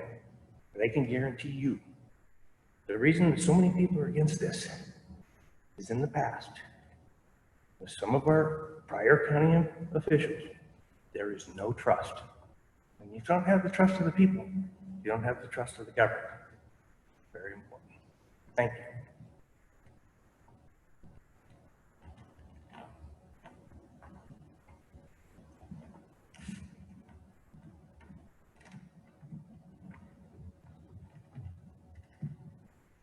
Good evening, Mr. Chair, members of the committee, planning department. My name is Clint Coleman. I live at 16 Arrowhead Lane, Clancy, Montana, and I am here because I have several mining claim parcels in the Remini area. Thank you very much for the chance to talk tonight. I didn't think we were going to have that opportunity, and I'll try to talk about just things that come up tonight that I wanted to address the comments I heard from the board members. I'll tell you first that I've been on a real roller coaster since this all started and becoming aware of this about 2.5 weeks ago. I went from being extremely distraught and upset about the possible loss of value and use of my lands that I intended to develop and just use as recreational parcels and maybe add to my retirement, as I told you at the prior meeting. But and I came to the meeting and was really energized about, wow, a lot of people against this, and that's coming in line with the 100 or so that I had reached out to at that time, and they all agreed and couldn't believe what was happening. Then I even thought, wow, we can beat this thing, looking at the statute 76-2-205, and specifically subsection 6 that's still in the current MCA book about how you can protest this when a government comes in and overreaches like this and imposes its will upon a population that clearly does not want this type of regulation. And I'll give you this one, Mr. Italiano, and you certainly burst my bubble. That's for sure. Laying on me the Supreme Court decision of Missoula, Williams versus Missoula County in 2013. That basically the Supreme Court majority said that that provision 6 that allows for 40% of the real property owners to protest something like this, or 50% of the title property owners to protest this if they are forestry or ag owners. And that means the commission can't entertain any idea like this for a full year. It gives people some time to regroup and maybe let the government regroup and try and come up with a better plan. It's amazing that's still in the statute. So that Supreme Court decision was in 2013. The last amendment to this law was 2009. It was written in 1963. Clearly, the intent was to give the public a chance to do something with their local commission of elected officials. In our case, 3 people made a huge decision like this for our entire population of our county. And yet now, since the legislature hasn't chosen to act, we're at the mercy of our county commissioners in all 56 of our counties in this wonderful state.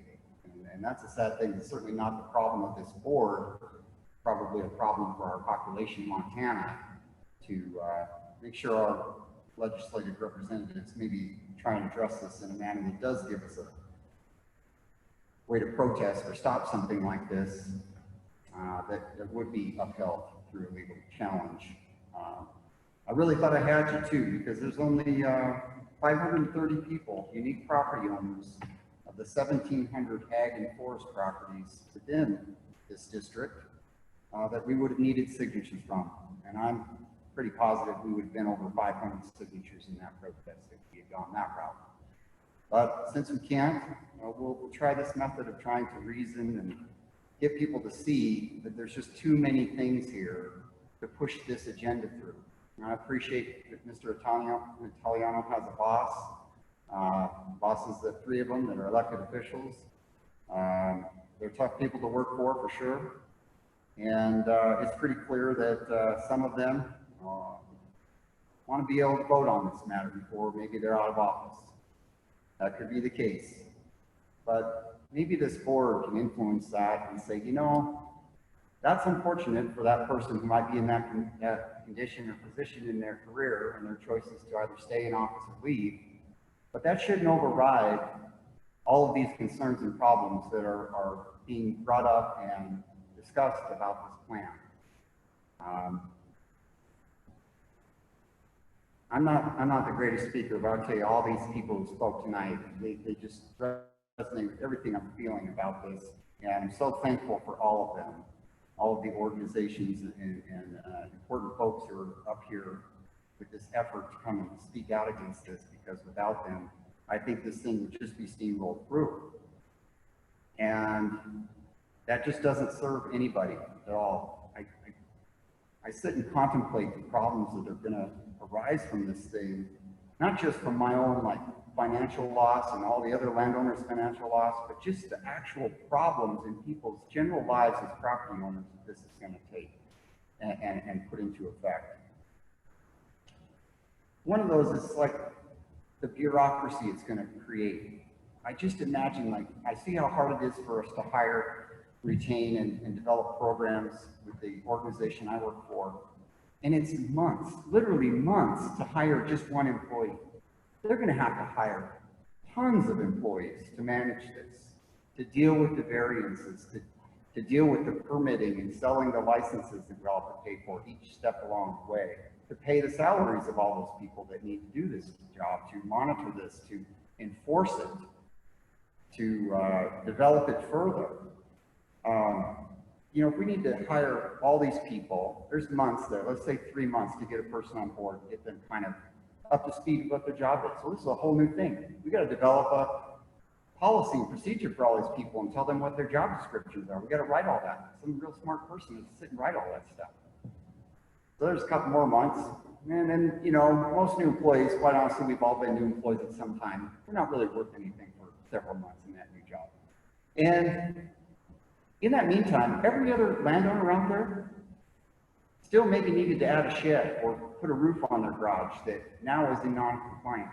There was a statement that there was a projection of only 100 lot owners were going to be immediately non-conforming if this is passed. Maybe I misheard that, but I would imagine there'd be thousands of lot owners immediately non-conforming with several of the conditions of this, that they might want to do something and now they can't and they have to wait, but the process doesn't even exist yet for them to ask for a variance or to have permission to go do what they wanted to do with their land. Just the nightmare of all that. And for elderly people that I know, some of the Remini residents, they don't even have phones. I had to ride my four-wheeler up to their properties just to talk to them. How are they going to get in and go through? I just was reading that again today, and just that whole process is just a little scary even for me. And I feel pretty well versed in following government guidelines and policies. And I just can't even imagine for some folks that wanted to do a little thing on the property, we're just going to make them, almost force them into, violating these conditions just to do something simple with their property. And that just Mr. seems, Pullman? yes. Do you have any constructive suggestions for us about modifications that we can recommend to the regulations? Sure. I will try to get to that. Thank you, Chairman Thomas. One of the things about the setback, I so appreciate comments about Remini and pulling some of Remini out. Whatever you could do there, that would be wonderful. Certainly, the removal of the water setback would be a great thing for people up there. But please consider the 25-foot issue. That's a long ways on a lot of properties. It's still an issue of 25 feet from a boundary. It may be too far. Maybe there's something like, here's an example. 4 of my parcels are conjoined, and 2 in another area join. Maybe there's a spot on that land I would want to put a cabin, but it's next to a boundary. Let's just say that myself or my neighbor has the option to say, if this item is going to be within that setback and the neighbor signs some type of document that allows it, the current owner of that parcel allows permission to be within that setback, closer distance, that we don't have to go through the variance procedure to do that. We just accept that document, or you develop some type of document like that. That would just allow for me to say, on my second parcel, my third parcel is actually going to be within the setback zone, be closer than that. That's one idea, maybe to help with setback issues. A lot of neighbors, you might build a garage next to their boundary, and they don't mind that it's 10 feet away. But 25 feet away, there's a lot of lots out in the valley area, even the middle valley area, that aren't that big. And you would really keep them from being able to develop that land a little better with putting a bigger shop or maybe a small outbuilding. So that's one little thing that came up tonight in my thought process. And again, on the notices, that just keeps coming up, that most people just don't know about this process. And then you ask Mr. Hamlin about, well, what can we do to make this better? Well, let's please start with lessening the restrictions, shortening the document, simplifying it. It's 120 some pages long. There's got to be a better way to compromise, meet in the middle if we're going to pass this thing. I hope you don't. But please just consider slowing this thing down, slow this train down, because of what I spoke about earlier with the commission forcing or at least influencing and trying to push the planning department to push you. It's in your guys' hands to be able to continue to say, no, we're not going to do that. This isn't right. And maybe it's not right at all. Please do that. I just implore you to not force this thing down on the citizens of Lewis and Clark County so fast. Thank you. Ms. Rutherford, before we move to Mr. Herron as our last speaker, do we have any Zoom comments? We do not. Thank you. Commissioners, it's hard to wrap my brain around this. I'm kind of exhausted at this point, just listening, trying to take notes. So I'll do my best. Let's go back to facts are facts, truths are truths, the law is the law. I'm sorry, Mr. Herron, would you, just for the record, please state your name? Oh, John Herron, excuse me, and 2855 Sundown Road, Helena. So facts matter, truths matter, just like Black Lives Matter. I mean, we're doing a whole social readjustment in our whole community right now, and in our whole world, really. It's a real awakening period, and yet right now I feel like we're being pounded back to the dark ages. And the reason I say that is, again, 17 years with the state of Montana, doing regulatory work, trying to make things better, clean up environmental problems all over the state, and then stepping back and becoming, you know, a contractor and working, you know, hard physical labor, but in addition, doing 3 subdivisions and trying to do the 4th. I can see both sides, and I always could see both sides. I'm not sure why I'm getting feedback, but even when I was working for the state, I felt my... Can I switch? Are we good to go here? Okay. I permitted 400 subdivisions when I was working for the state, and I felt it was my obligation to help treat people through the process and not overly be rigid, but, you know, make sure it was legally compliant. What you're creating with these restrictions is a whole extreme layer that really doesn't solve anything. And again, I've written close to 80 pages, and I've gotten zero feedback from the county planning department. 0 comments except for one that says I have to come up with $1,700 to get the emails and the information. I pleaded with them to submit answers to all these questions that you have. I realized I went in there this Tuesday morning and they didn't get this email that I had sent on Thursday right after our meeting. And it reiterated 15 questions that still haven't been answered. Like where's the water quality crisis? Where's the road crisis? How does this solve the problems? And it doesn't. There is no crisis. There's no water quality standard that's being exceeded. I told you that we're only using 8% of the water that's moving through the North Hills. And yes, there is too much density right along Montana Avenue, and the wells are declining, but we shouldn't be doing that density. That just is a case example. This whole premise is that there's a problem and we're trying to solve it when the problems aren't there. Another 850 homes in the rural area spread over 100,000 acres is not going to make any of the difference. You won't see it. Now, I understand there's a lot of people that have houses, they have their 10 acre, and they've done, you know, they pass these Part 1, 34 of them in the county, maybe 35 now,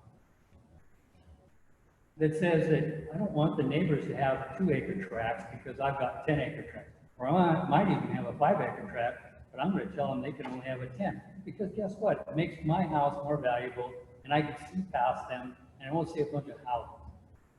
Well, basically... Excuse me, Mr. Herron, we are very pleased to have your participation in these meetings. We heard from you twice in your last meeting, and as you yourself just acknowledged, we have approximately 80 pages of comments from you, which we on this board, who did not write the draft of the zoning regulations, are in the process of studying, and as we have diligently demonstrated this evening, we have heard everyone, and we are doing our utmost to take the action that is within our power to help bridge the communication gap between all of the constituents and the county. Have you asked any questions about socioeconomic impact? Have you asked any questions about the groundwater? We're not done yet, Mr. Herron, we're not done yet. You are. You're ready to move for the consideration of the board and the other constituents here. Do you have any new information that you would like to share that's not included in your existing documentation? If you're not going to ask the question, I can perceive that you guys aren't actually on. Where is the crisis? If you're not going to be willing to say, ask the staff, prove it, answer my questions, and make a diligent job of answering all questions in a particular mind, because I spent the better part of the last 6 months trying to fix this and trying to explain to the people really what is going on. And it's a massive taking without justification. If you came in and said, I'm going to raise your house And you gotta say, because you've got a gas leak and you can't prove that you've got a gas leak, then you have no business raising my house. Do you understand? Mr. Herron, we understand and we hear you. I don't think your you do. documentation is being studied by this board. Then please ask the board, or ask the staff, answer all the questions that I asked, and do a good job. Because I've seen what they We are did. not, Mr. Herron, we are not in a crisis. This is not a crisis meeting. We are not about to approve anything. We are in a working session because we are attempting to go through all of the public comment, which includes your voluminous public comment. Right, and it doesn't So seem do like you you're have- doing anything about Mr. Herron, this is only our first meeting since we last spoke with you Right, and I twice didn't hear in any our substantive- last meeting. I didn't hear any It's substantive barely questions. been a week, it. Mr. Would you Herron. quit interrogating me and let me finish? Do you have any new items that are not already included in your existing documentation and comments? Because so far, from my copious notes of the last meeting, you're repeating yourself. Right, and nobody, the county commission, the planning department, never, would you please answer me why I have to defend myself when they're not? There is no responsible? need for you to defend yourself. Please allow us the time necessary to get back to you in a professional manner. If you have any new items, please share them I now. am bringing up a subject right Do you now. have any new items that are not already documented in your previously submitted comments? Yes, I did. What are your new items? Because everything you just said is you're repeating yourself. No, I'm Yes. not. I am not. I'm asking, why aren't they answering? Why aren't they answering? The And I have social- provided you with a response. What's the answer? As I just said, please allow us the time to be able to get back to you with a professional response. Is it a requirement of this board to actually find out the truth and find out what the issues are? The underlying issues are they're creating a takings without justification. So And we I'm have asking them acknowledged, to we answer the acknowledged question. that with you during the last meeting. Okay. You are not the only constituent who wrote- has submitted comments that need to be responded to. All of your comments are a matter of public This is very record, frustrating and the for me to deal with responses you. will be placed into the public record as well. Do you have any additional new items for us? Yes. What are those new items? As we were talking about the economic and social impacts. that That's has not a new item. I have from the last meeting, your name next to socioeconomic impact. Right, and it never got put on the ledger. None of my comments got put on the ledger. There was 4 lines that were put on the ledger, and then the county come back with the, oh, you brought up hydrology and it's covered by the regulations, and it was not, it's not covered in the regulations. They never went back and explained the hydrologic reasons for it.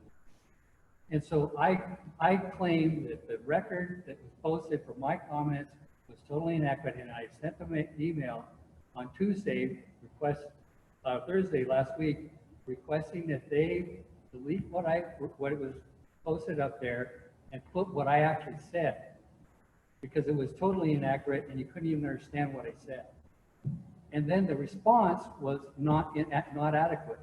So this whole process is very messed up. And it's not fair.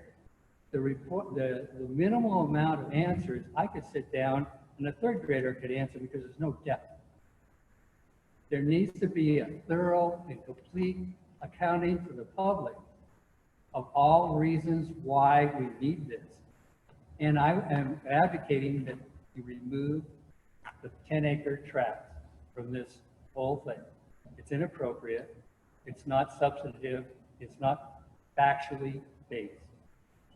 I also think that normal planning, if you look at what's done by other counties all across the state and all across the country, they do spot use zoning, for instance, structural design, and we, like I mentioned, did the development standards working group in 2005. That was creative, working with the public and coming up with restrictions. We can do that, but this one size fits all, the 10-acre tract, will just end up in lawsuits. I'll leave it at that.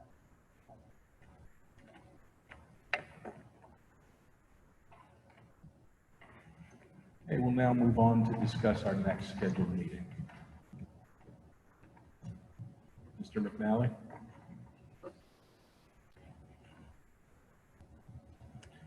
Mr. Chairman, members of the board, we identified, we're meeting, thanks to the pandemic, we're meeting here in this room, not your typical meeting place.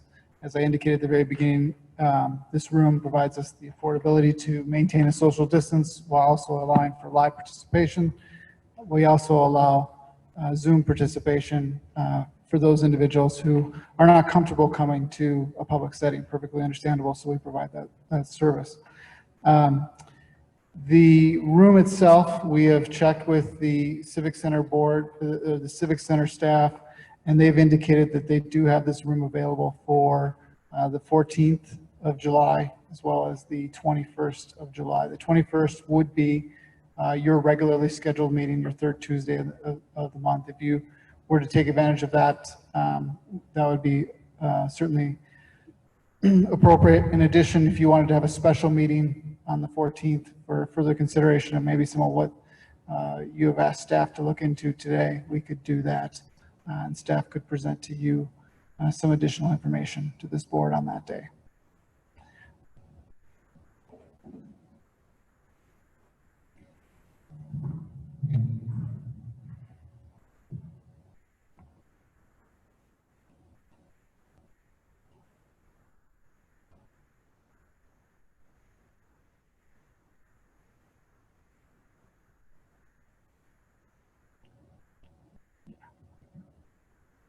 Just our admin staff informing about us of their schedule, but that shouldn't impact the schedule I just indicated. Thank you, Mr. McNally. At this point, several members of the board have expressed the desire, since our next meeting is clearly going to be another working meeting, that the meeting be held via Zoom.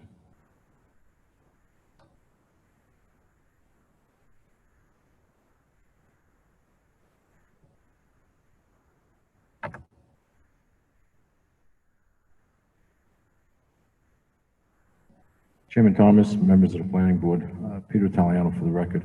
I want to be clear, I understood what you said. Are you saying that you would like the next meeting to be a work session and strictly by Zoom? Yes, that's correct.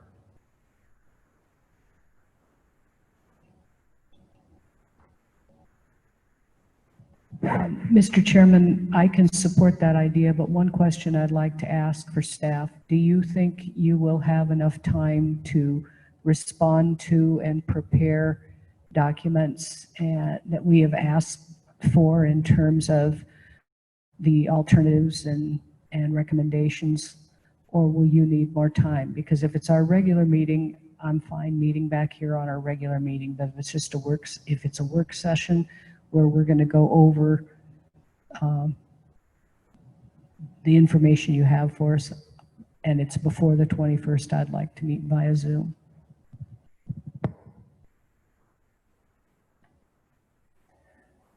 Chairman Thomas, members of the board, Peter Italiano for the record. I think we could certainly pull stuff together by the 14th if that was the decision that this board wanted to go with. However, I'm not comfortable with the idea of a meeting that's completely by Zoom, and I'm at a little bit of a loss for the best way to proceed, because I would really want some counsel from our legal department. Leading up to this point, they were not comfortable with these proceedings being wholly by Zoom, and that may have changed based on where the state is relative to phase 2 on the reopening, but I'm not certain of that. One of the concerns that stands out in my mind from a risk management perspective, Mr. Italiano, is that if we are not in agreement to have the next meeting via Zoom, then we are at a high risk for not having the quorum necessary to conduct the meeting in person. Mr. Chair, Mr. Italiano, do we have any other items on our schedule for our next regularly scheduled meeting, July 21st? Are there other items in the agenda for us to be reviewing? Mr. Chairman, members of the board, I'm not aware of any items that the county has. Unfortunately, I did not check with the city to see if they'll have any items for the 21st. I've not heard the city indicate that they'll have an item, but I cannot speak for the city at this point. I apologize. Excuse me, Ms. Rutherford, I noticed there were some members of the city's planning staff on the Zoom call earlier. Are they still there? Could they comment on this subject? They are not. Okay, thank you.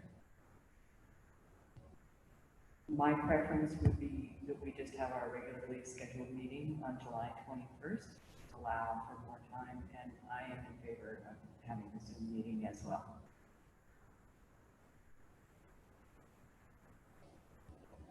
Can we just take a vocal poll of the board, please, for comments on a July 21st meeting and to have it held via Zoom? Just to pick up your mic and briefly comment, please. This is Dennis Bean, board member. It probably reflects something to do with my age, but I probably won't participate in the Zoom meeting.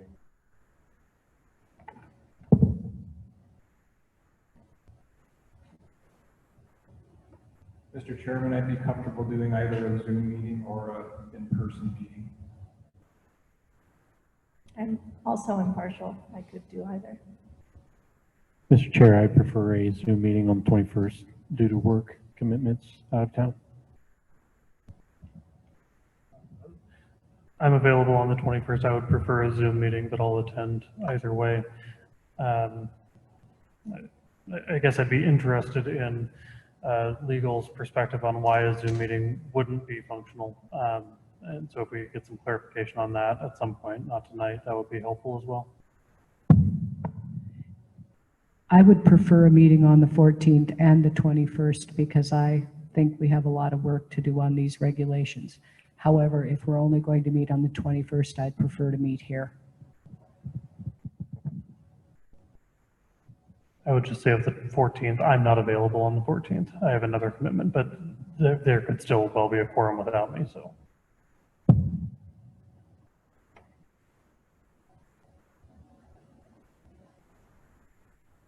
So it's clear that we're looking at a meeting on the 21st.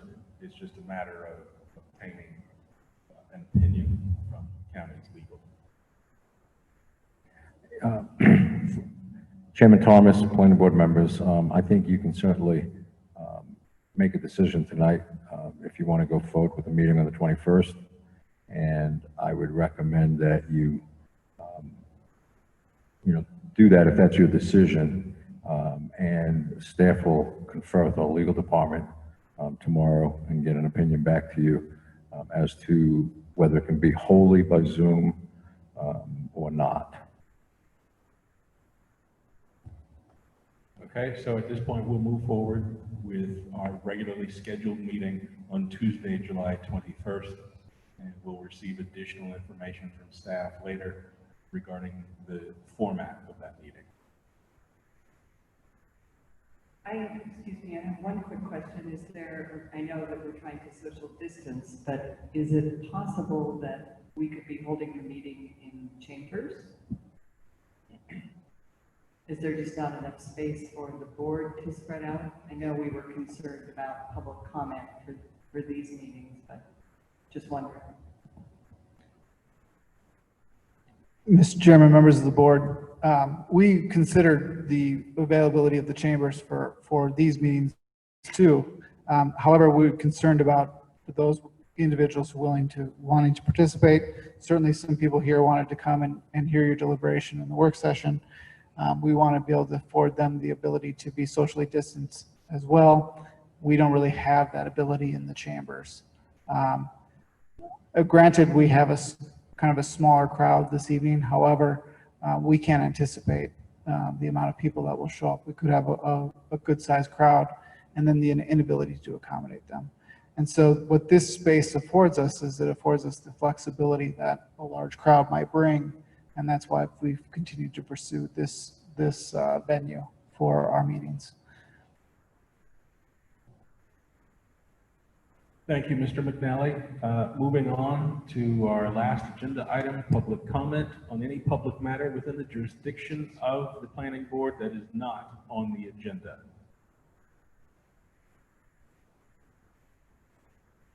Mr. Chairman, members of the board, maybe I should have jumped in earlier before you asked for this moment of public comment. But you had talked about a work session or a meeting on the July 21st, and for staff, just want to clarify from the board what you're looking to see on your regularly scheduled meeting on the 21st. Would this just be a regular item on your agenda, or would it be, again, another work session? It would be another work session. I appreciate that clarification. Unless there are some unknown items that the city is going to be submitting that need to be decided upon. In the event that there is city items, you could still hold a work session for this particular item and then your regular public meeting agenda item that the city might have. That's still a possibility. Thank you, Mr. McNally. Excuse me, Mr. Chair, I have one other item to bring up, and that would be, and I think, Lois, the comment that you made about ample time. I think it would be really helpful if there are changes or recommendations that the material that you're able to get to us, that you give us at least a week ahead of time for reviewing those documents. Is that going to be a possibility for planning staff?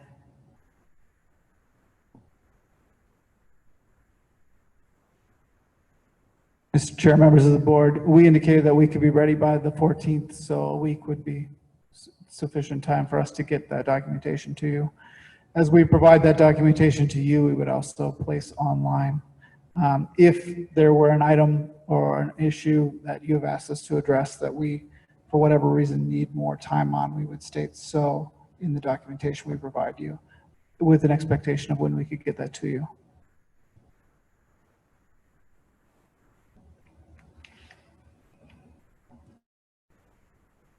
One more time, is there any public comment on any public matter within the jurisdiction of this planning board that is not on the agenda?